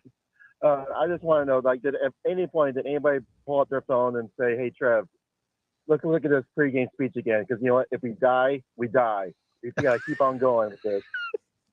But, you kind of wanted to see that. You kind of wanted to see that yesterday, didn't you? Like, just hang in there. Yeah, it's like because I'm from a fan. You know, it's like who hang on a low hanging fruit farm a lot. It's like picking up an apple. Like, this apple is delicious. I'm enjoying this apple. And you feel a little soft spot in the back. You're like, oh, I'm going to keep eating this apple. And then you're like, all right, I'm going to turn it around. You bite into the apple, and then the whole thing is rotten. And that's what it kind of felt like. It's like you're enjoying it 1 minute, and the next minute, it's all bad. But I do want to ask too. Do you think? Because I know it'll depend on who's hired for for president and all that. Do you think there's enough? Where Rule loves Nebraska to at least set that foundation.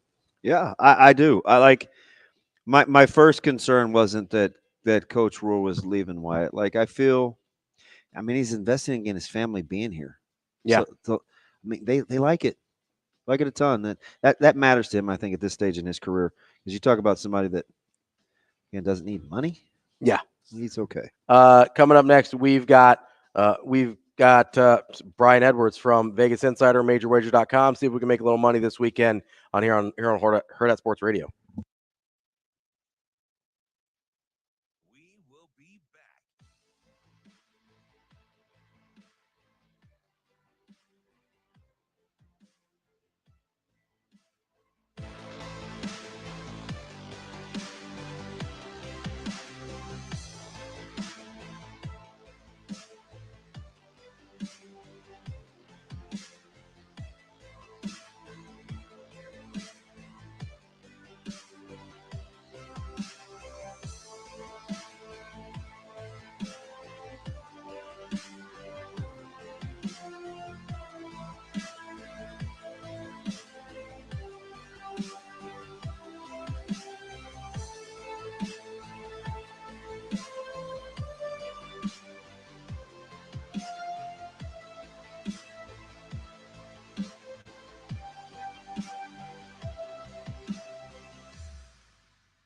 We will be back.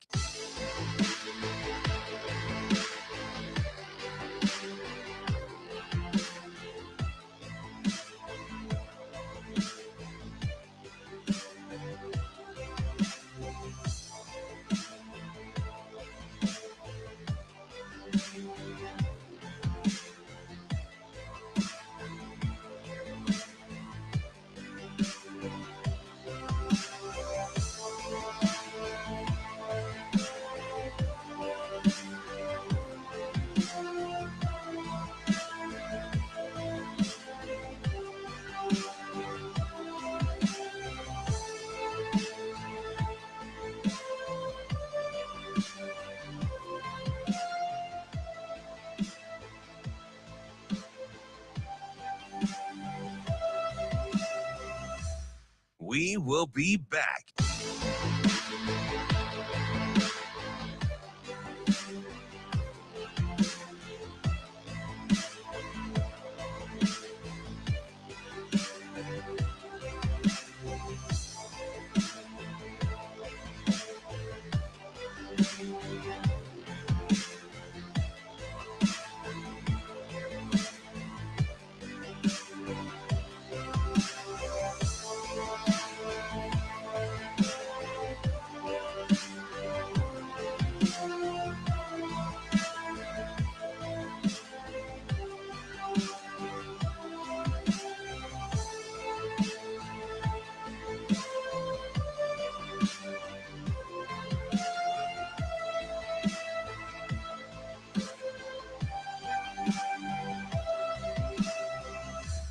We will be back.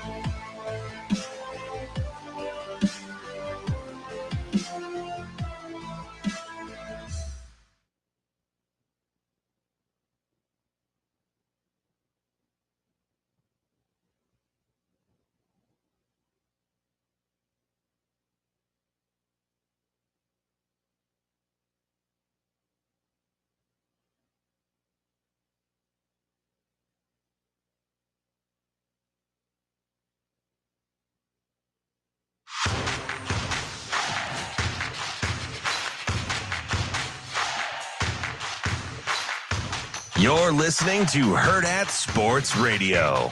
Now, Vegas insider, senior handicapper, and fan of the cold Budweiser bottles, Brian Edwards. It's got to be touchdown, touchdown, touchdown. Brian Edwards. I don't really love it. Brian Edwards. Were they using the cream cheese to butter the bagel? Brian Edwards. I'm going with the cowgirl. Here is Brian Edwards. Wrapping up hour number 2 here on Hurrdat Sports Radio, AM 590, ESPN Omaha, ESPN Tri-Cities, as well as Twitter, Facebook, and YouTube. Want to remind you real quick that the Omaha Supernovas are back in town tonight at the CHI Health Center. And you need a little distraction from all this Nebraska AD talk. Go check out the Omaha Supernovas at CHI Health Center at 7 p.m. Go to supernovas.com for tickets, schedule information, as well as anything else you need to know about your hometown professional volleyball team, the Omaha Supernovas. That's tickets available at supernovas.com.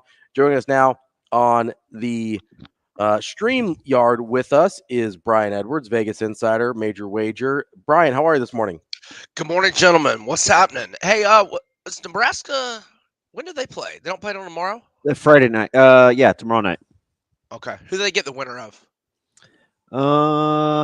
I should know. Penn State, Penn Indiana. State, yeah, Penn State and IU. Okay. Which is doable. Yeah. Oh, absolutely. I like that draw. I don't know. I keep saying Penn State bugs me. I hope it doesn't come back to bite me. Yeah, but even if it's Penn State, stop it. Third game in 3 days. Come on. All right, they've done it before. I get that, but it's not. That's not an easy task. All right. I just lack courage, be. That's all. Penn State. Hey, what'd you do with your Poirier winnings the other day? Did you buy yourself something nice? Maybe went to Applebee's? No, I lost them on Gilbert Burns and Kevin Holland.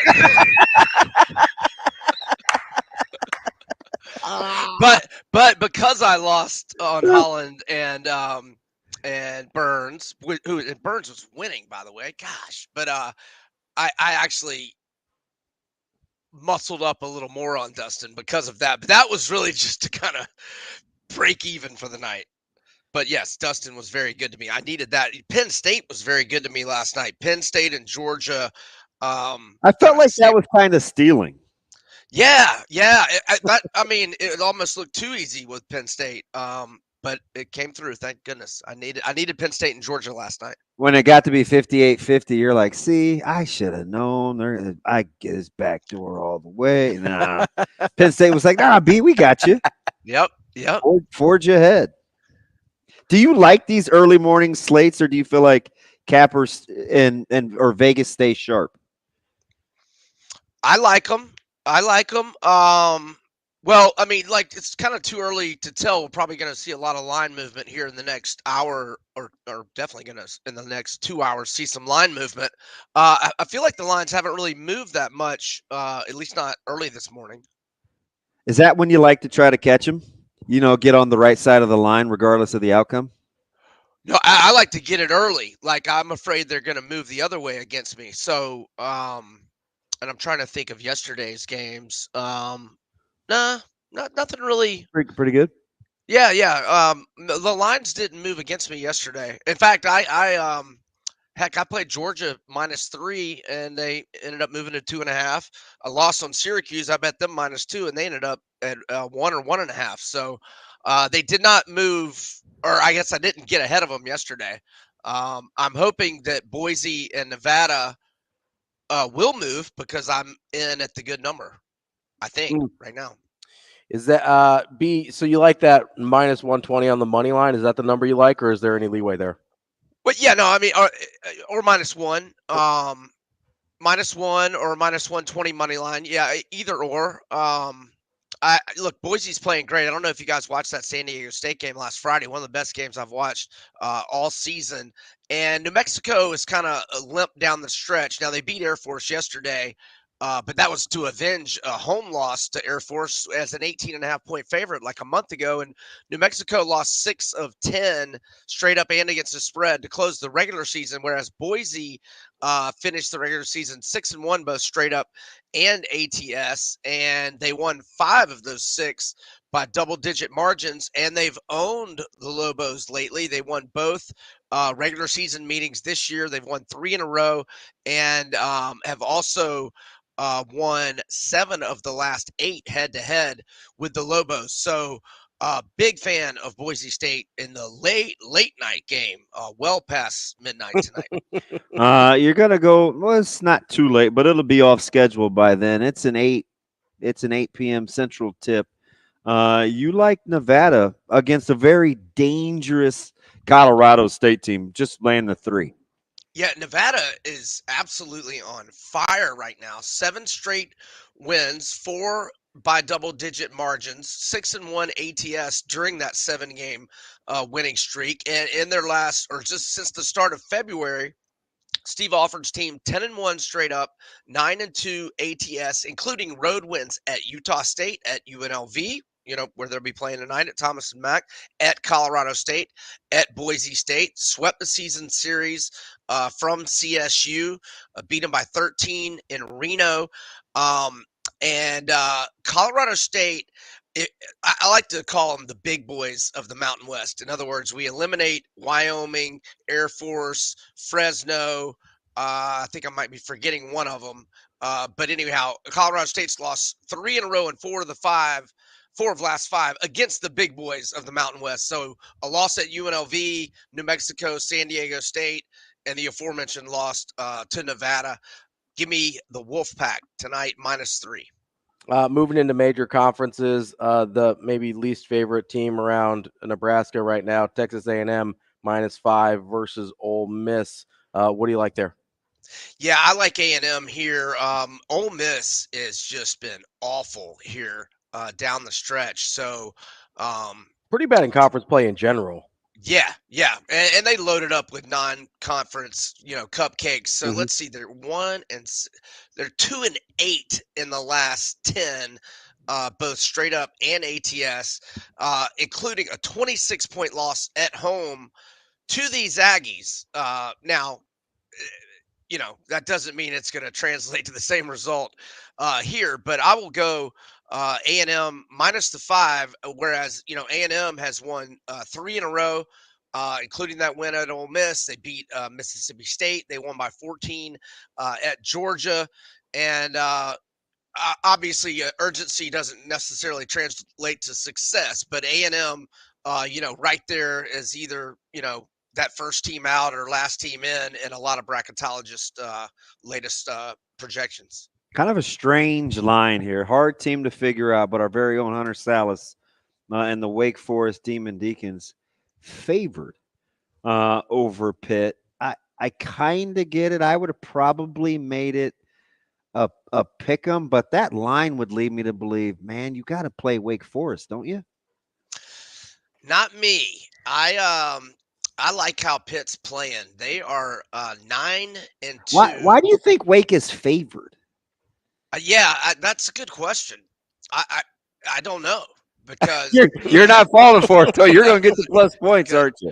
Yeah, because I like Pitt. But Wake did beat Pitt by 33 at home, but Pitt beat them at home or in Pittsburgh. So and look, Wake's just been dynamite at home, other than that bad loss they had like a week and a half ago. But I just think Pitt's playing really well right now. 4-0-1 ATS last 5. And then going back, what is it? Let's see, 5. I think it's let's see, is that 10 or no 9-1-1? Last 11 against the spread. Just Pitt's playing really well right now, and I think they should be favored. So I'll take the +2. Yeah, maybe it'll be a deal last night where I wondered why Stanford was favored over Cal, and Cal proceeded to score like I think like 7 points in the last 19 minutes. I think it was 63-47, and it went to 69 all in overtime.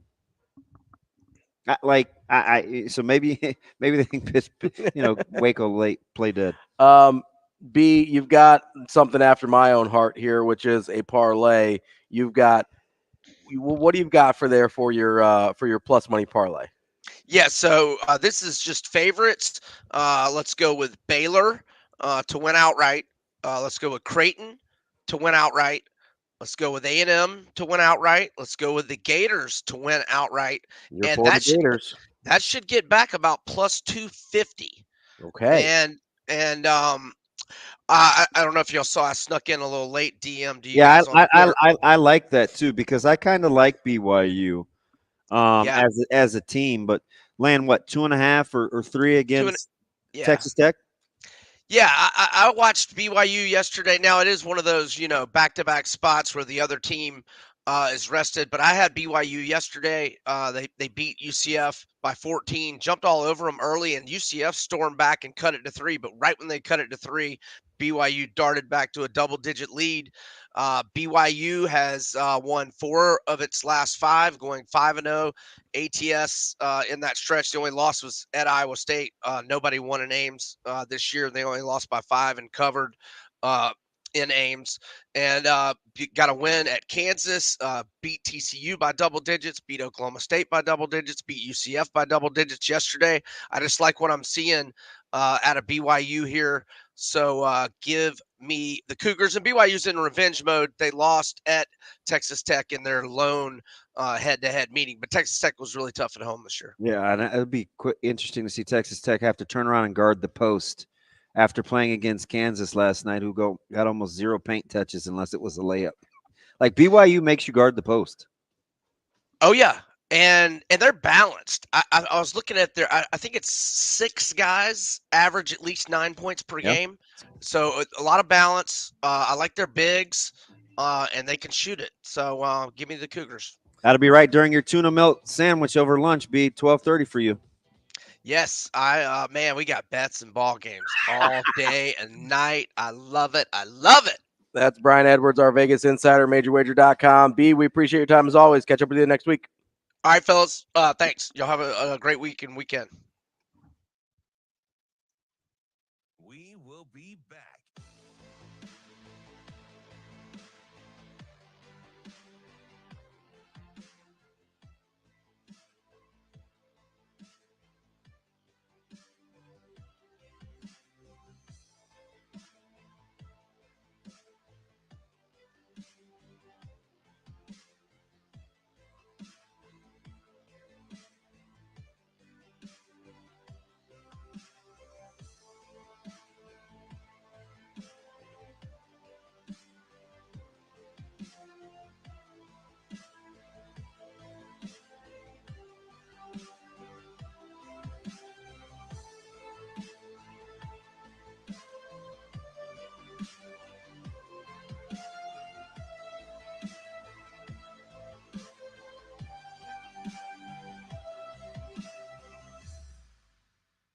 We will be back.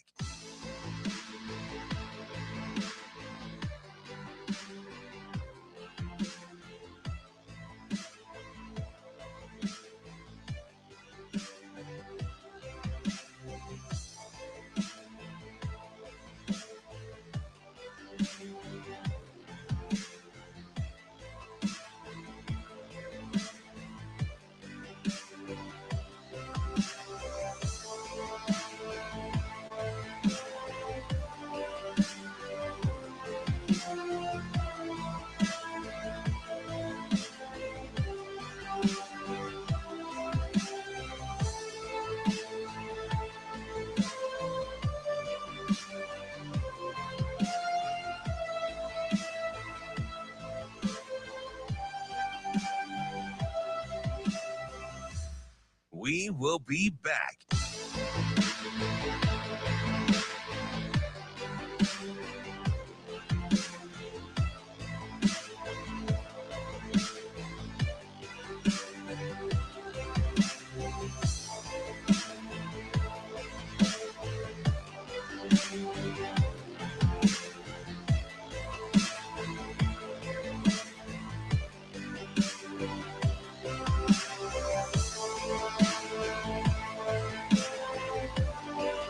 You're putting it out there. You're putting it out there right now. I am. I said it. Trev Alberts is not going to.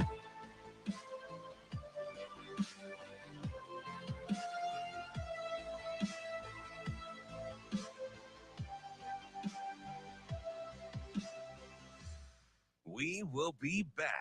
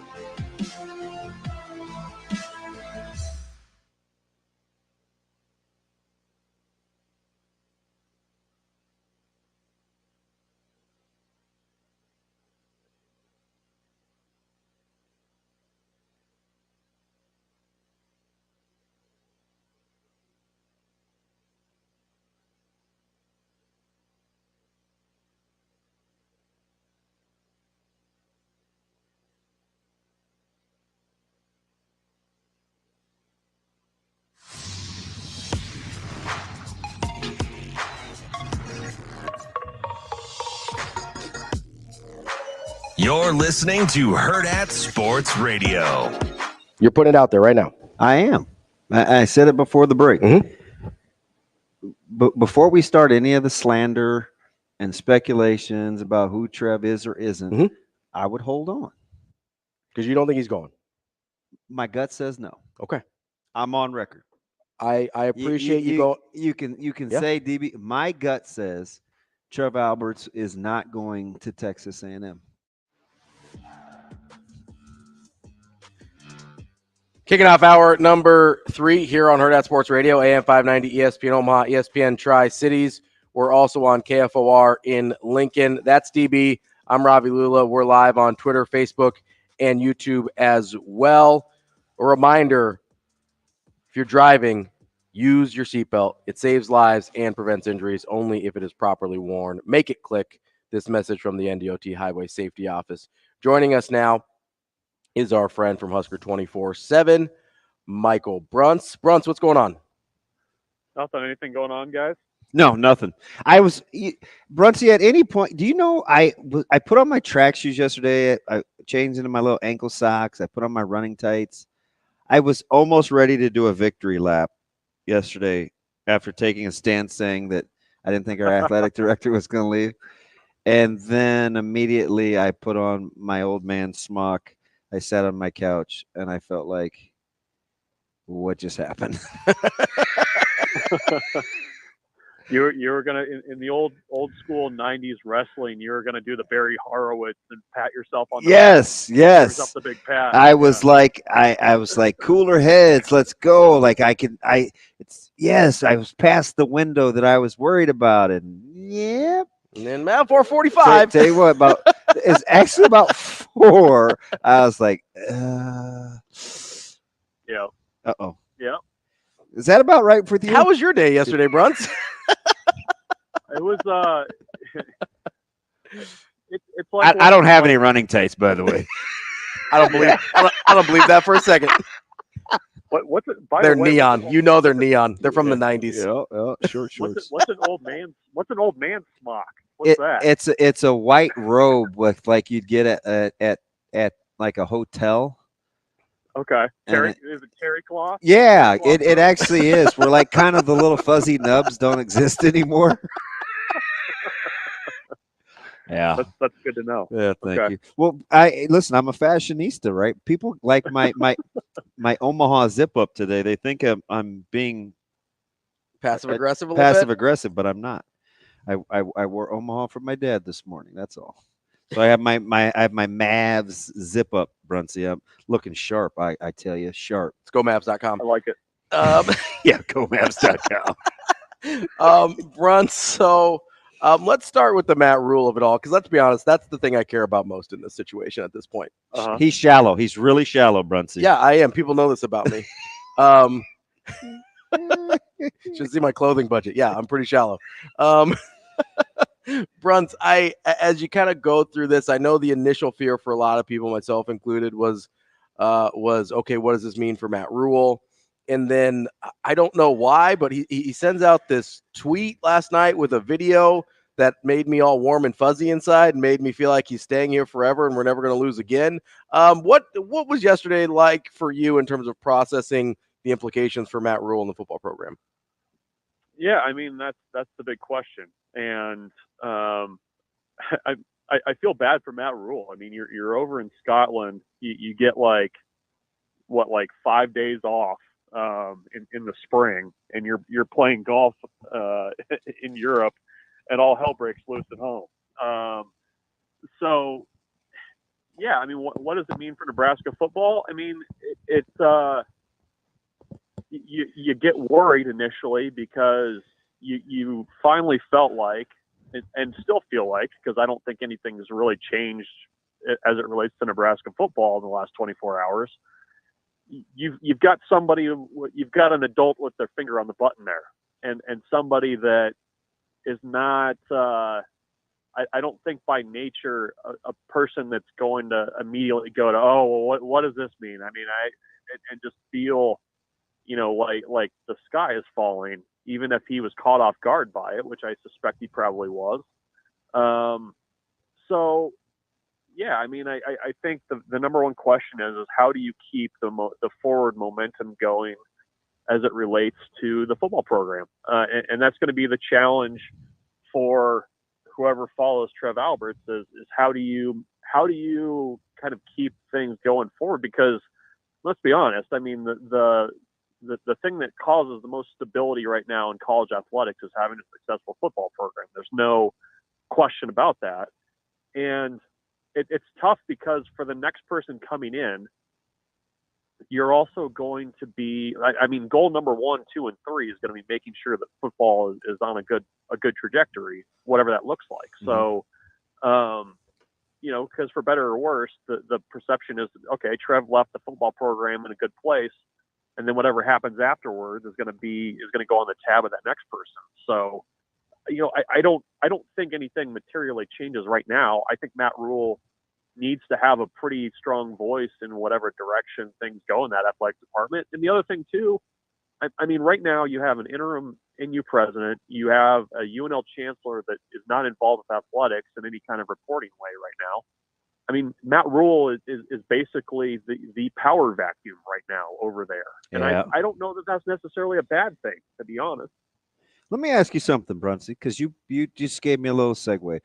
So I was talking about this identity crisis of maybe we're not setting a clear expectation of what we want the role of the president to be, what it should be, what it's designed to be. And is the relationship of the president having the direct relationship with its athletic director, which Nebraska lobbied for a year ago, unique to Nebraska?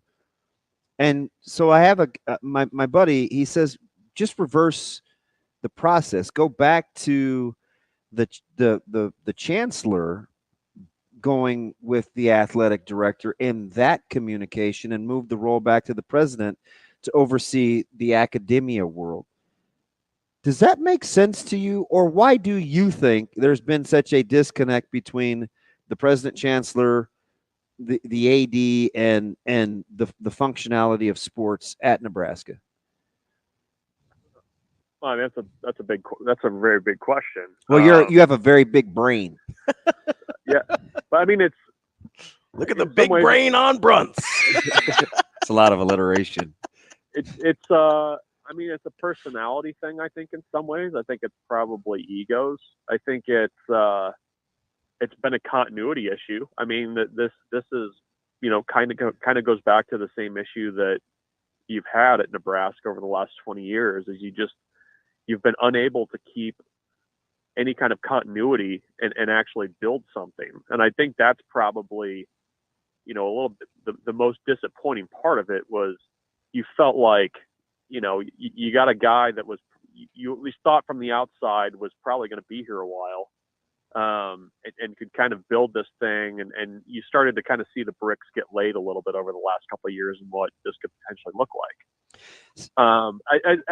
As you kind of going back to the question though, of like the line of reporting and who goes where, that to me always kind of felt like a little bit more driven by who was there in the position rather than the position itself. Yeah, we wanted some guys to be involved and we didn't want other guys. So we're like, oh, okay, if that guy's there, then let's do this, right? We kind of jerry-rigged it as we went along. If you're on the border regions, would you feel would that bug you, like to make a special concession for the interactions and the reporting that Trev and Ted wanted with athletics? Would you feel like you're doing your job as a regent?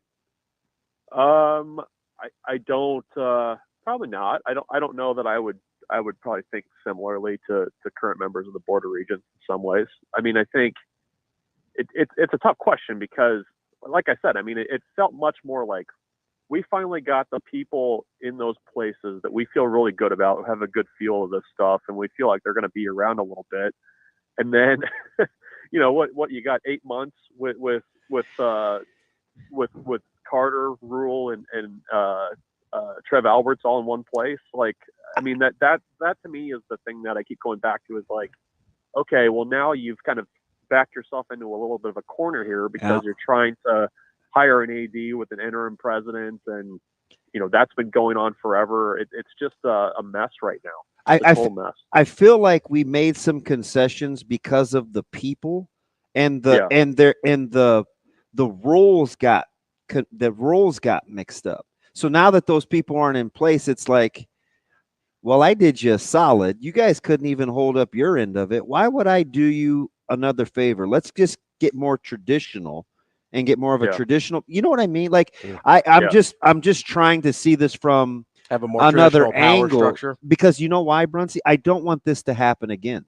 So maybe we need to redefine what roles are supposed to be, and then say, okay, do we need to tweak this because of the unique interaction between the success of Nebraska's athletic department and our enrollment numbers? Yeah, I mean, it needs to be, I think, a reimagination of where athletics fits into the whole ecosystem of Nebraska, right? Like, I think there needs to be a little bit more consensus on kind of what that is. I mean, if you look at it by itself, it's like athletics is almost like its own campus in some ways, with the money that's involved, what it means for the public face of the university, and then I think you act, kind of based on that. I mean, I don't know. I don't think it's a stretch to say that you have to view things a lot differently in 2024 than you did in 2014. I mean, college athletics is so different. It's going to look even more different in 3 to 5 years. I mean, I think you need to at least be willing to accept that you're going to have to probably deal with it in a different way. and maybe not in the traditional way that we kind of know or have known in the past, but I think it needs to be reflective of the fact that Nebraska has to be able to be a little bit more nimble. You have to, you can't afford to kind of let that part slip, because at a place like Nebraska, if you start slipping in the way college football and college athletics is going, I don't think you want to be slipping into the back of the pack there. Yeah. That's just not a good thing. Be a lot less hand wringing, I think, if we just defined what the roles and the expectations are. Then we at least could all debate and argue and because then you have a better idea and crab at each other of what our frame of reference should be. Do you know what I mean? Sure. Yeah. No, it's fair. That's a very, very fair take. Bruntz, do you think this serves as a lesson maybe moving forward, whether it's for the Board of Regents, whether it's for the president, chancellor, whoever, or just as a general public, that we should be very careful about making concessions, especially in regards to structural changes, when it's because we like a certain person as opposed to because it's a good idea for the general organization?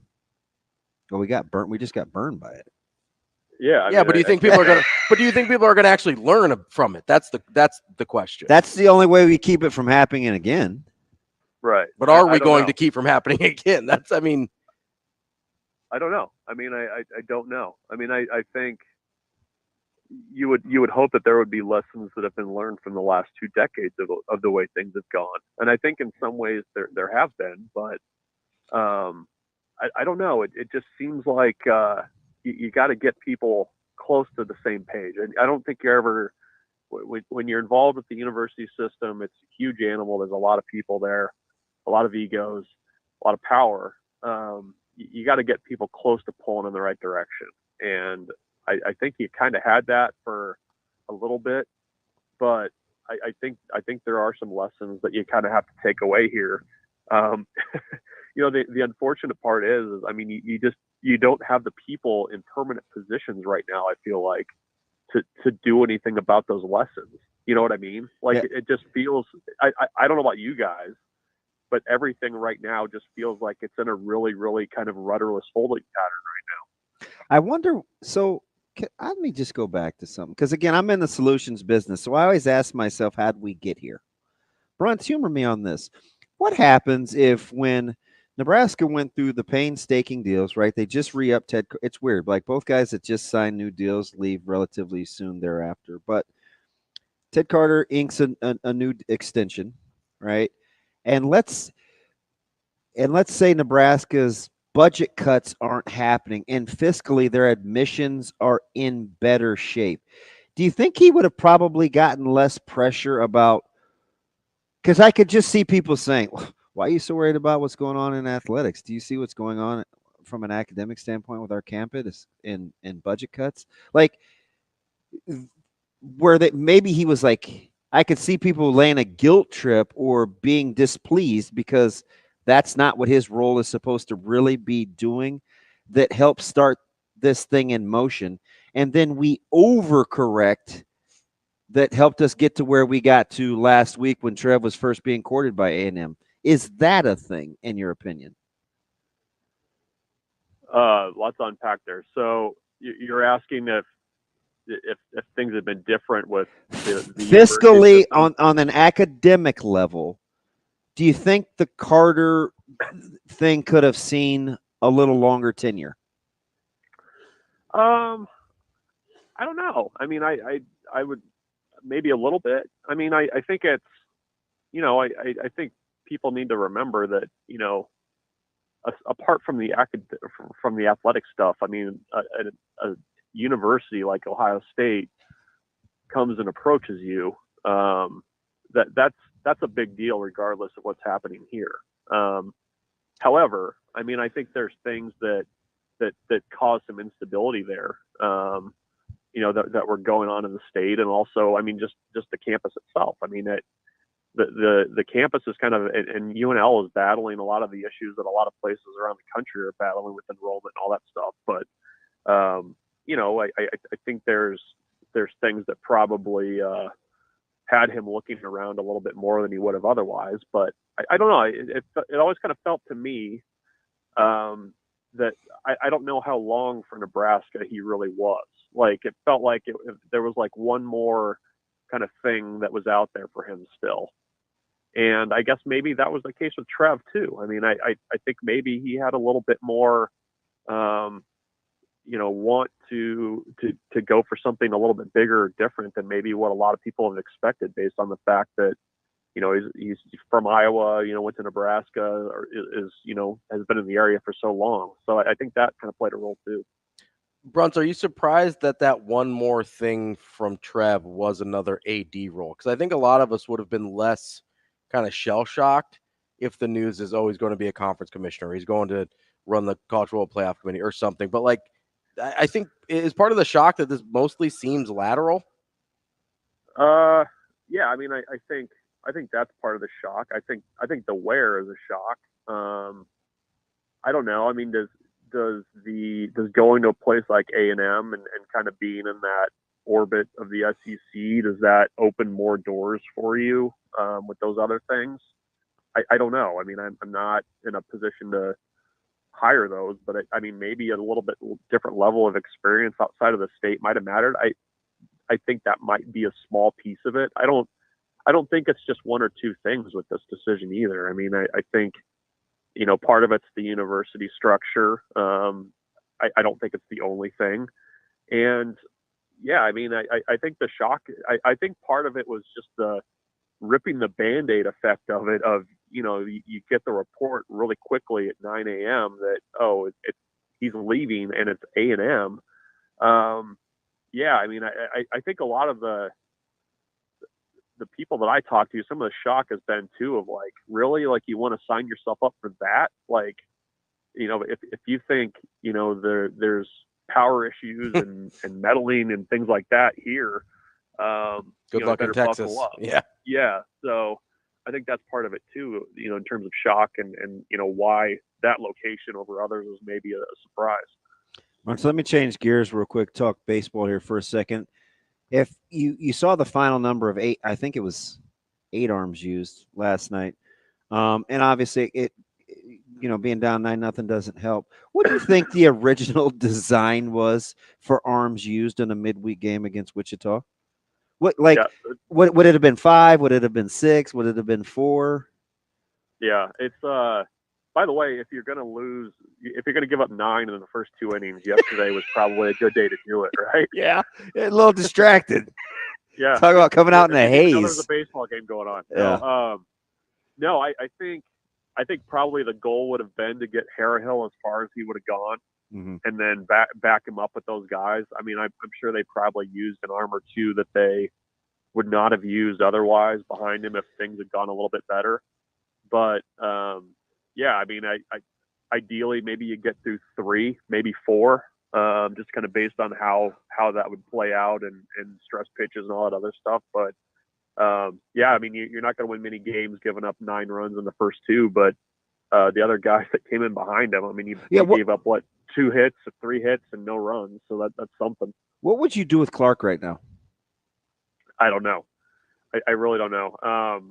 The Sunday roll, that was more, I think, of a situation where you needed a 4th guy because it was on the 4-day weekends or 4-game weekends.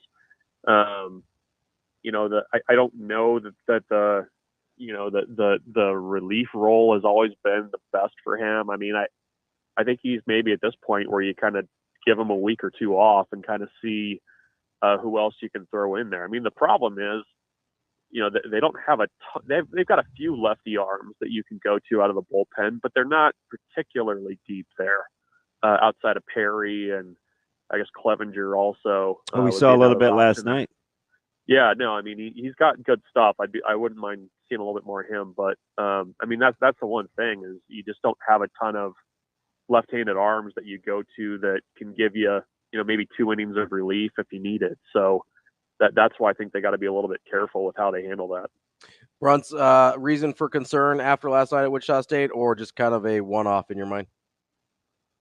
Just a one-off. I mean, even the Tuesday night game, I mean, it was 8-6. It got a little tight late, but I mean, you leave 14 guys on base. I mean, that had blowout potential if you add a couple hits here and there that they didn't get. But you look at what you're trying to do early in the year before you start conference play. I mean, they got one road win out of the 2 against Wichita State, which, with the way RPI is factored, actually is a net win for them. And you've got a really good Nicholls State team coming in this weekend. I mean, you kind of start digging in a little bit, and Nebraska's actually played a really tough schedule. Yeah, I agree.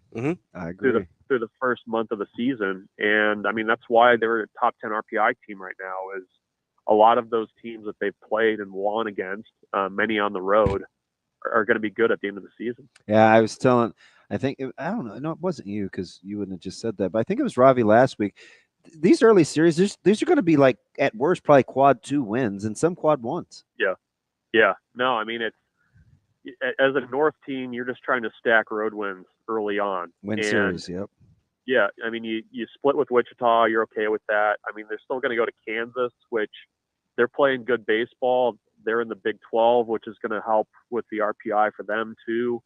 I think they really kind of took the lessons from last year to heart in terms of scheduling, and that's half of it. The other half is you got to win some of those games, and they've also been able to do that too. So, the thing too, I mean, they've played 3 home games. I think they're home for the next 8. So they've got a chance to beat some good teams at home and get a little bit more momentum, because we're really close to the start of conference play already, which is crazy. I asked you last week the team that made the playoffs that won't make it this year in baseball, and I think you talked Marlins and Diamondbacks. And I said, I thought you might say the Brewers. Definitely say the Brewers, because Williams is on the shelf. I almost texted you to it's definitely the Brewers. Yeah. Wow. Appreciate it, Bruntz. See you guys. That's Michael Bruntz, Husker 24/7. We will be back with Hurrdat Sports Radio coming up next.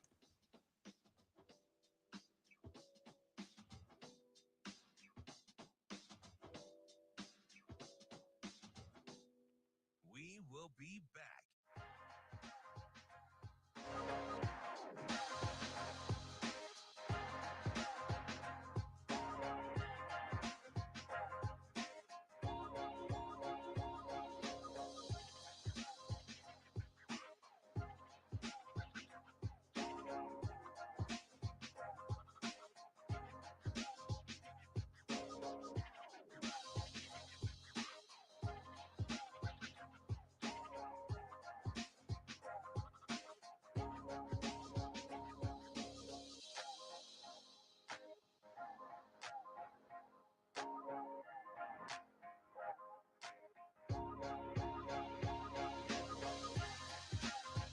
We will be back.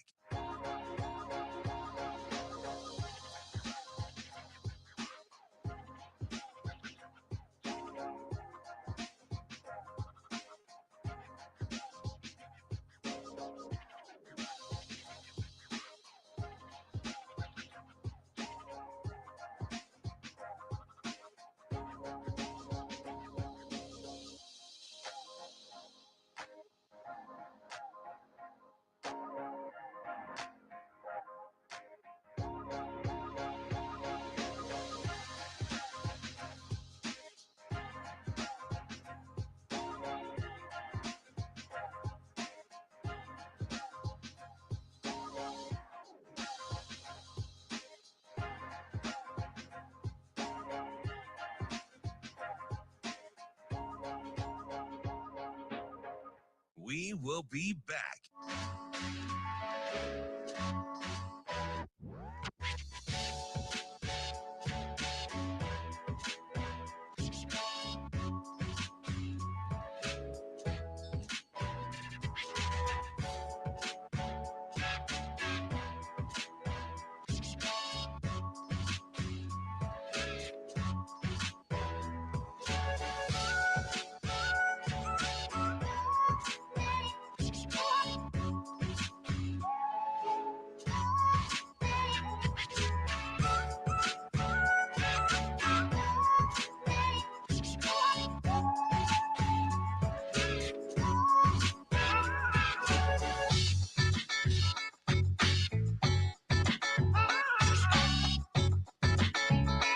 We will be back.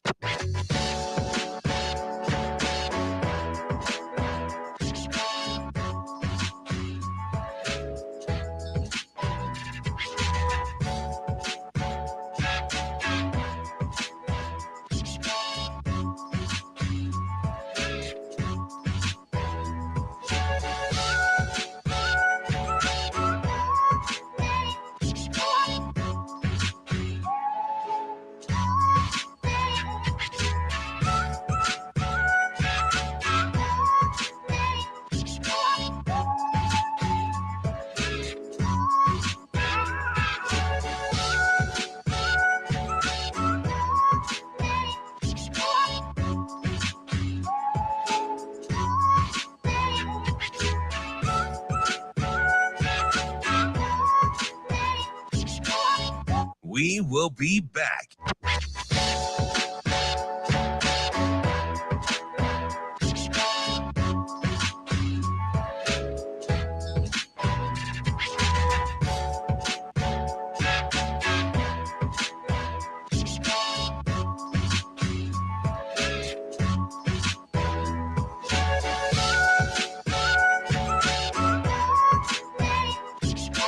We will be back.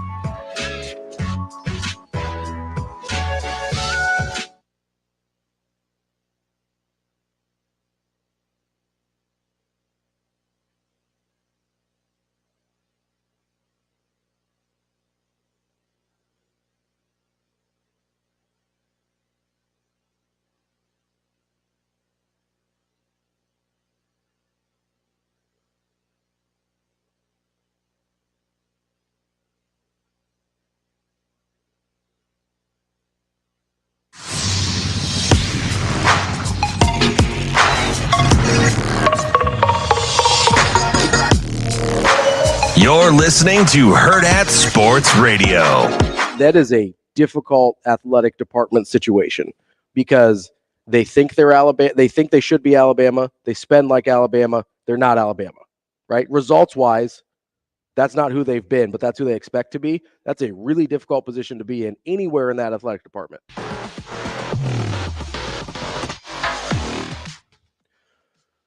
We're back here on Hurrdat Sports Radio, AM 590, ESPN Omaha, ESPN Tri-Cities, KFOR in Lincoln. We're live on Twitter, Facebook, and YouTube. And I want to remind you, it's your last day to get entries qualified for the Warhorse Casino $1 Million Bracket Challenge. March 14th, today, is the last day you can earn entries for that. You can do so by placing a $50 sportsbook wager or by getting 50 points on slots and racing. You also need to be a Warhorse Rewards member. $1 million for a perfect bracket.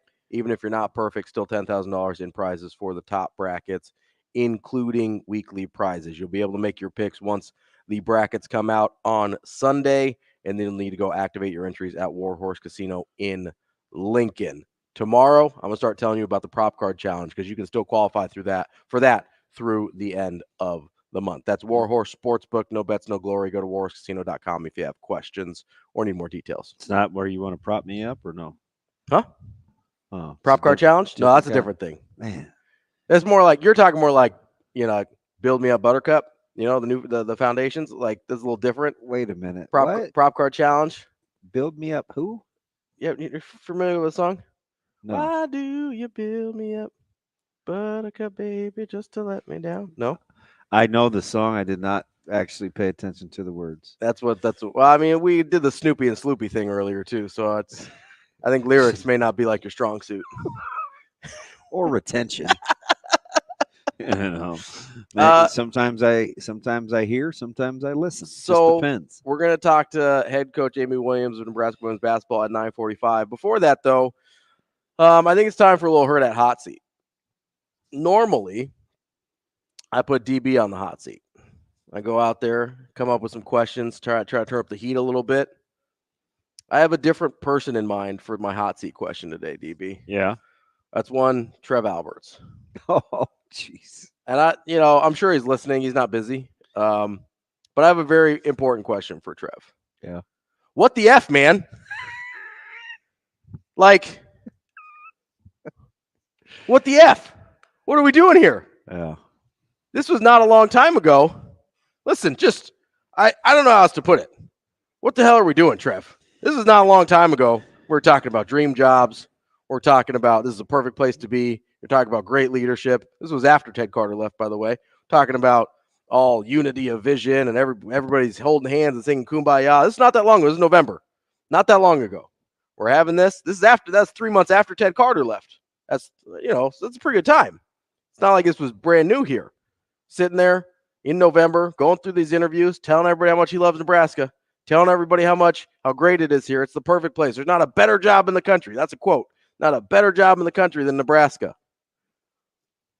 120 days later, he's on a plane to College Station, Texas. Read his announcement with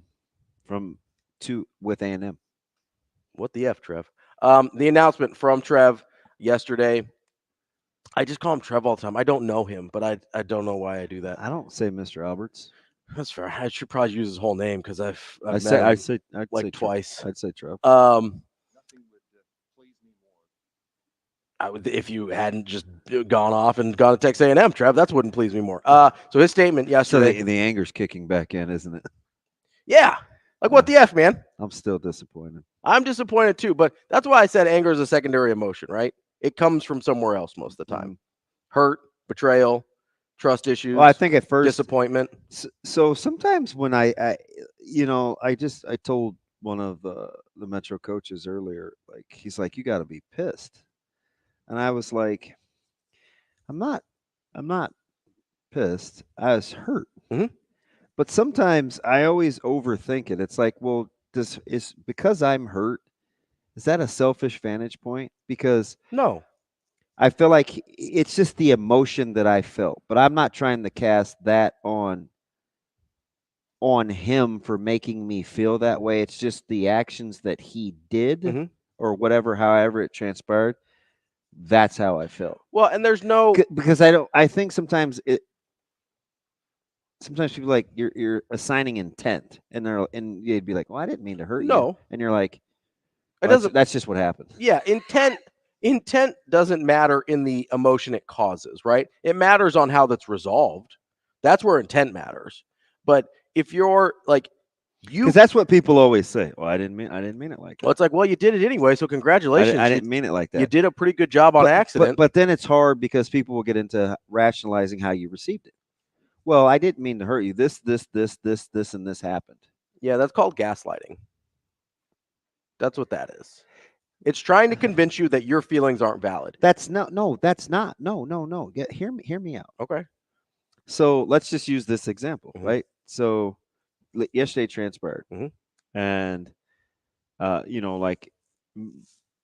hurt, and Trev says, hey, this happened. I had to do this, and this. That was not my intent. I don't think that's gaslighting. That's not, no.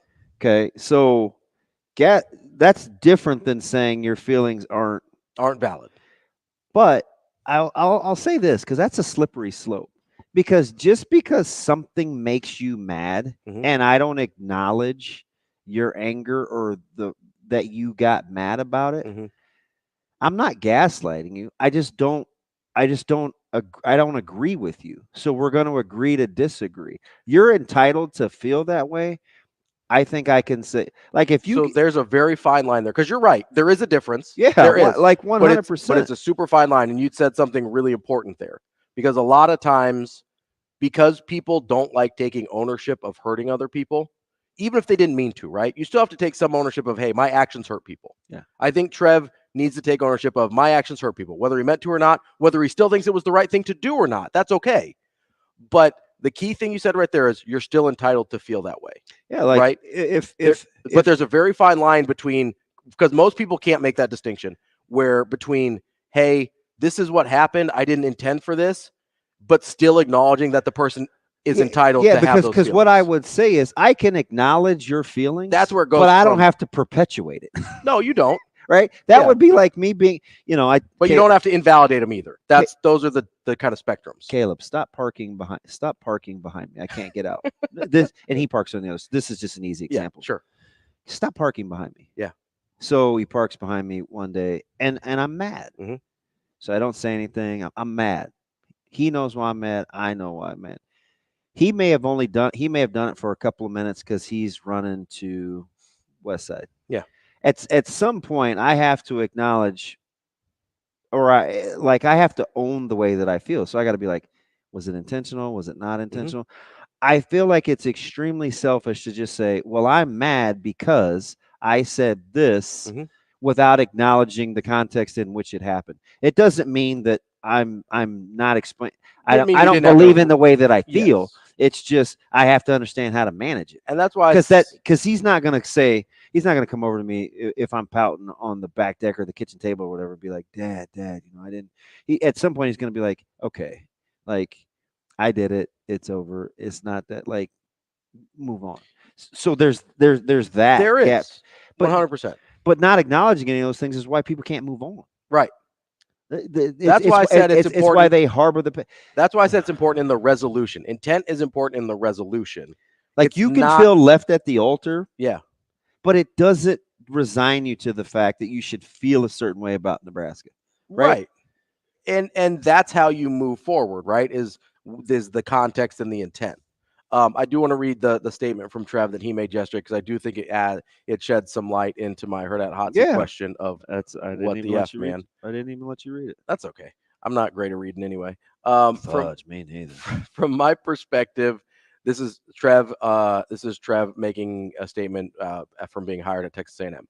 From my perspective, there has never been a more consequential time in history for higher education and the evolving landscape of intercollegiate athletics. Leadership matters now more than ever. Just going to let that sit for a second. My interest in Texas A&M is not only due to its prestigious reputation, but also because of President Welsh's compelling vision in which I believe athletics can play a small but important role in helping Texas A&M achieve unprecedented success. Couple really important things there. Leadership matters now more than ever. I believe in the vision, the compelling vision of the president, and athletics can play a small but important role in the success of the university. You want to see why Trev Alberts left? You want to know my question, the what the F man? Those are your three answers right there. Now, did he handle it right? That we can debate that all day long, and I'm sure we will. But if you want your reasons, he gave you three. We've got Amy Williams coming up next.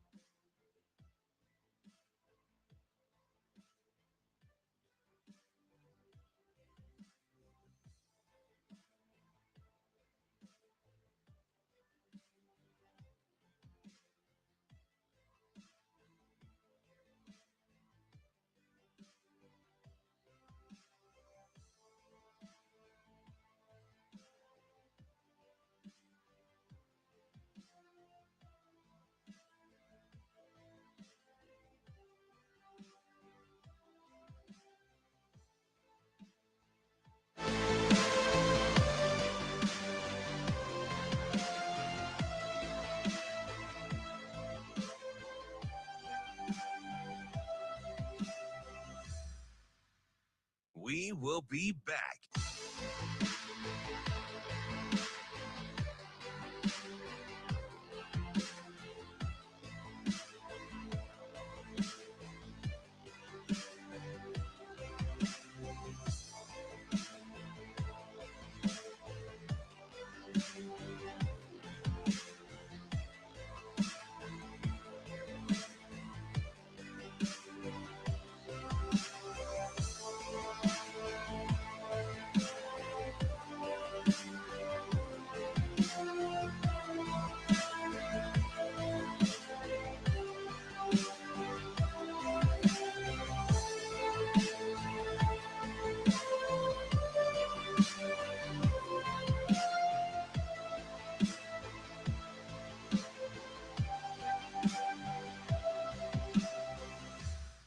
We will be back.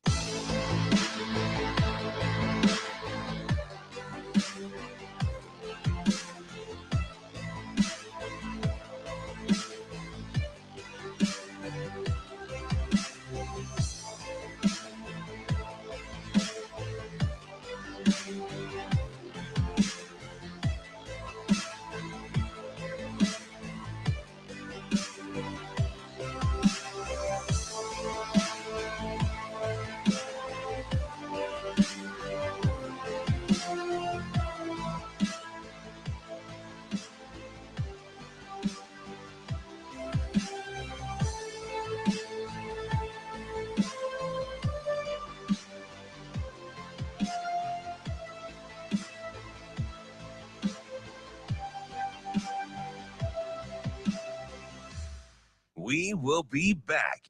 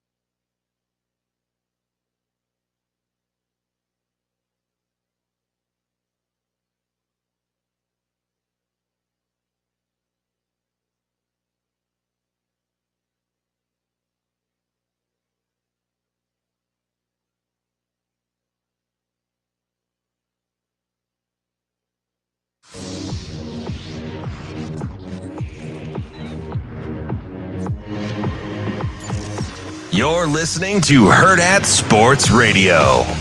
Shelley throws down low. Markowski kicks it out to Jazz. Knocked away by Marshall. 7 to shoot. 6 to shoot. Shelley for 3. You betcha! Huskers take their first lead of the game with 30 seconds left. You betcha! Huskers take the lead over second-ranked Iowa. 30 seconds to go, and they are going crazy at PBA. Listen to this crowd. Wrapping up the show here on Hurrdat Sports Radio, AM 590, ESPN Omaha, ESPN Tri-Cities, KFOR in Lincoln. I want to tell you real quick as we get to Amy Williams here about our friends at Team Jack Foundation. TeamJackFoundation.org is where you can find out everything you need to know about getting involved with the Team Jack Foundation, their events. You can donate directly on the website. Over $12 million and counting in funds raised to help fight childhood brain cancer and one day find a cure. That's TeamJackFoundation.org. Joining us now is Amy Williams. She is the head basketball coach for the Nebraska women. Coach, how are you this morning? I'm doing great. Thank you for asking. One of my faves. How you been, Coach? You doing all right? Hey, Damon, how are you? I'm great. So I know you got to do business, but you're a mom first. How fun has this whole Kennedy thing been? Like, it's unbelievable, right? You've run the gamut. I know. It's so crazy.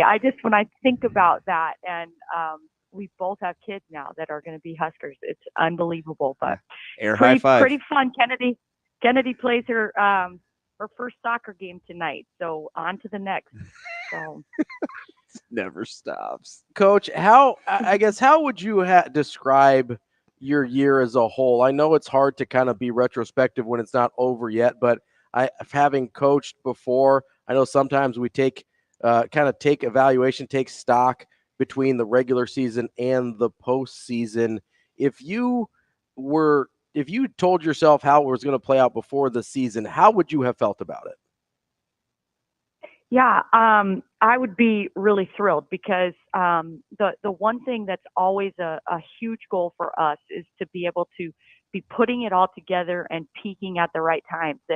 And certainly this season has had some tough losses and at times, when we went in our non-conference schedule and lost at Kansas, I really felt like that was a reflecting point for our team where we really had to take a step back. We spent a long time in that locker room after that game and really kind of looking at how are we going to respond, and to continue to watch this team stay together and to continue to fight, to continue to work, to continue to stay playing with each other, for each other, to be able to overcome some of those tough challenges and to learn from them and really respond in a positive way to be able to put together a really strong run here towards the end and feel like we're genuinely playing our best basketball down the stretch. That's exactly how any coach wants it to play out. Coach, it's interesting. You had to overcome some early season injuries. You negotiated and managed the depth and kind of how you play. Like, was that part of the process to get to where you guys want to be right now? You're not only battle tested on the court, but you're battle tested in the locker room as well. This looks like a super tight-knit team.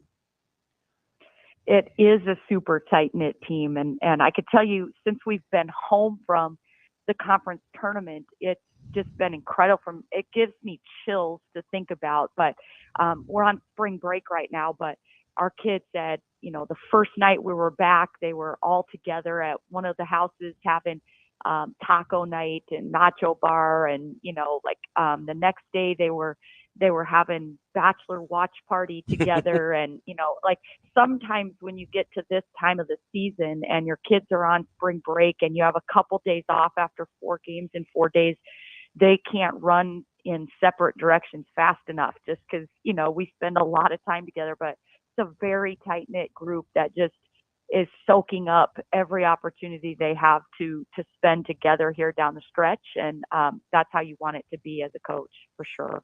We're talking with Amy Williams, head coach of Nebraska women's basketball. Coach, all right, true serum here. Just be honest with me. How much do you allow yourself to kind of look at some of the bracketology, where people are projecting you? I know you look a little. Be honest.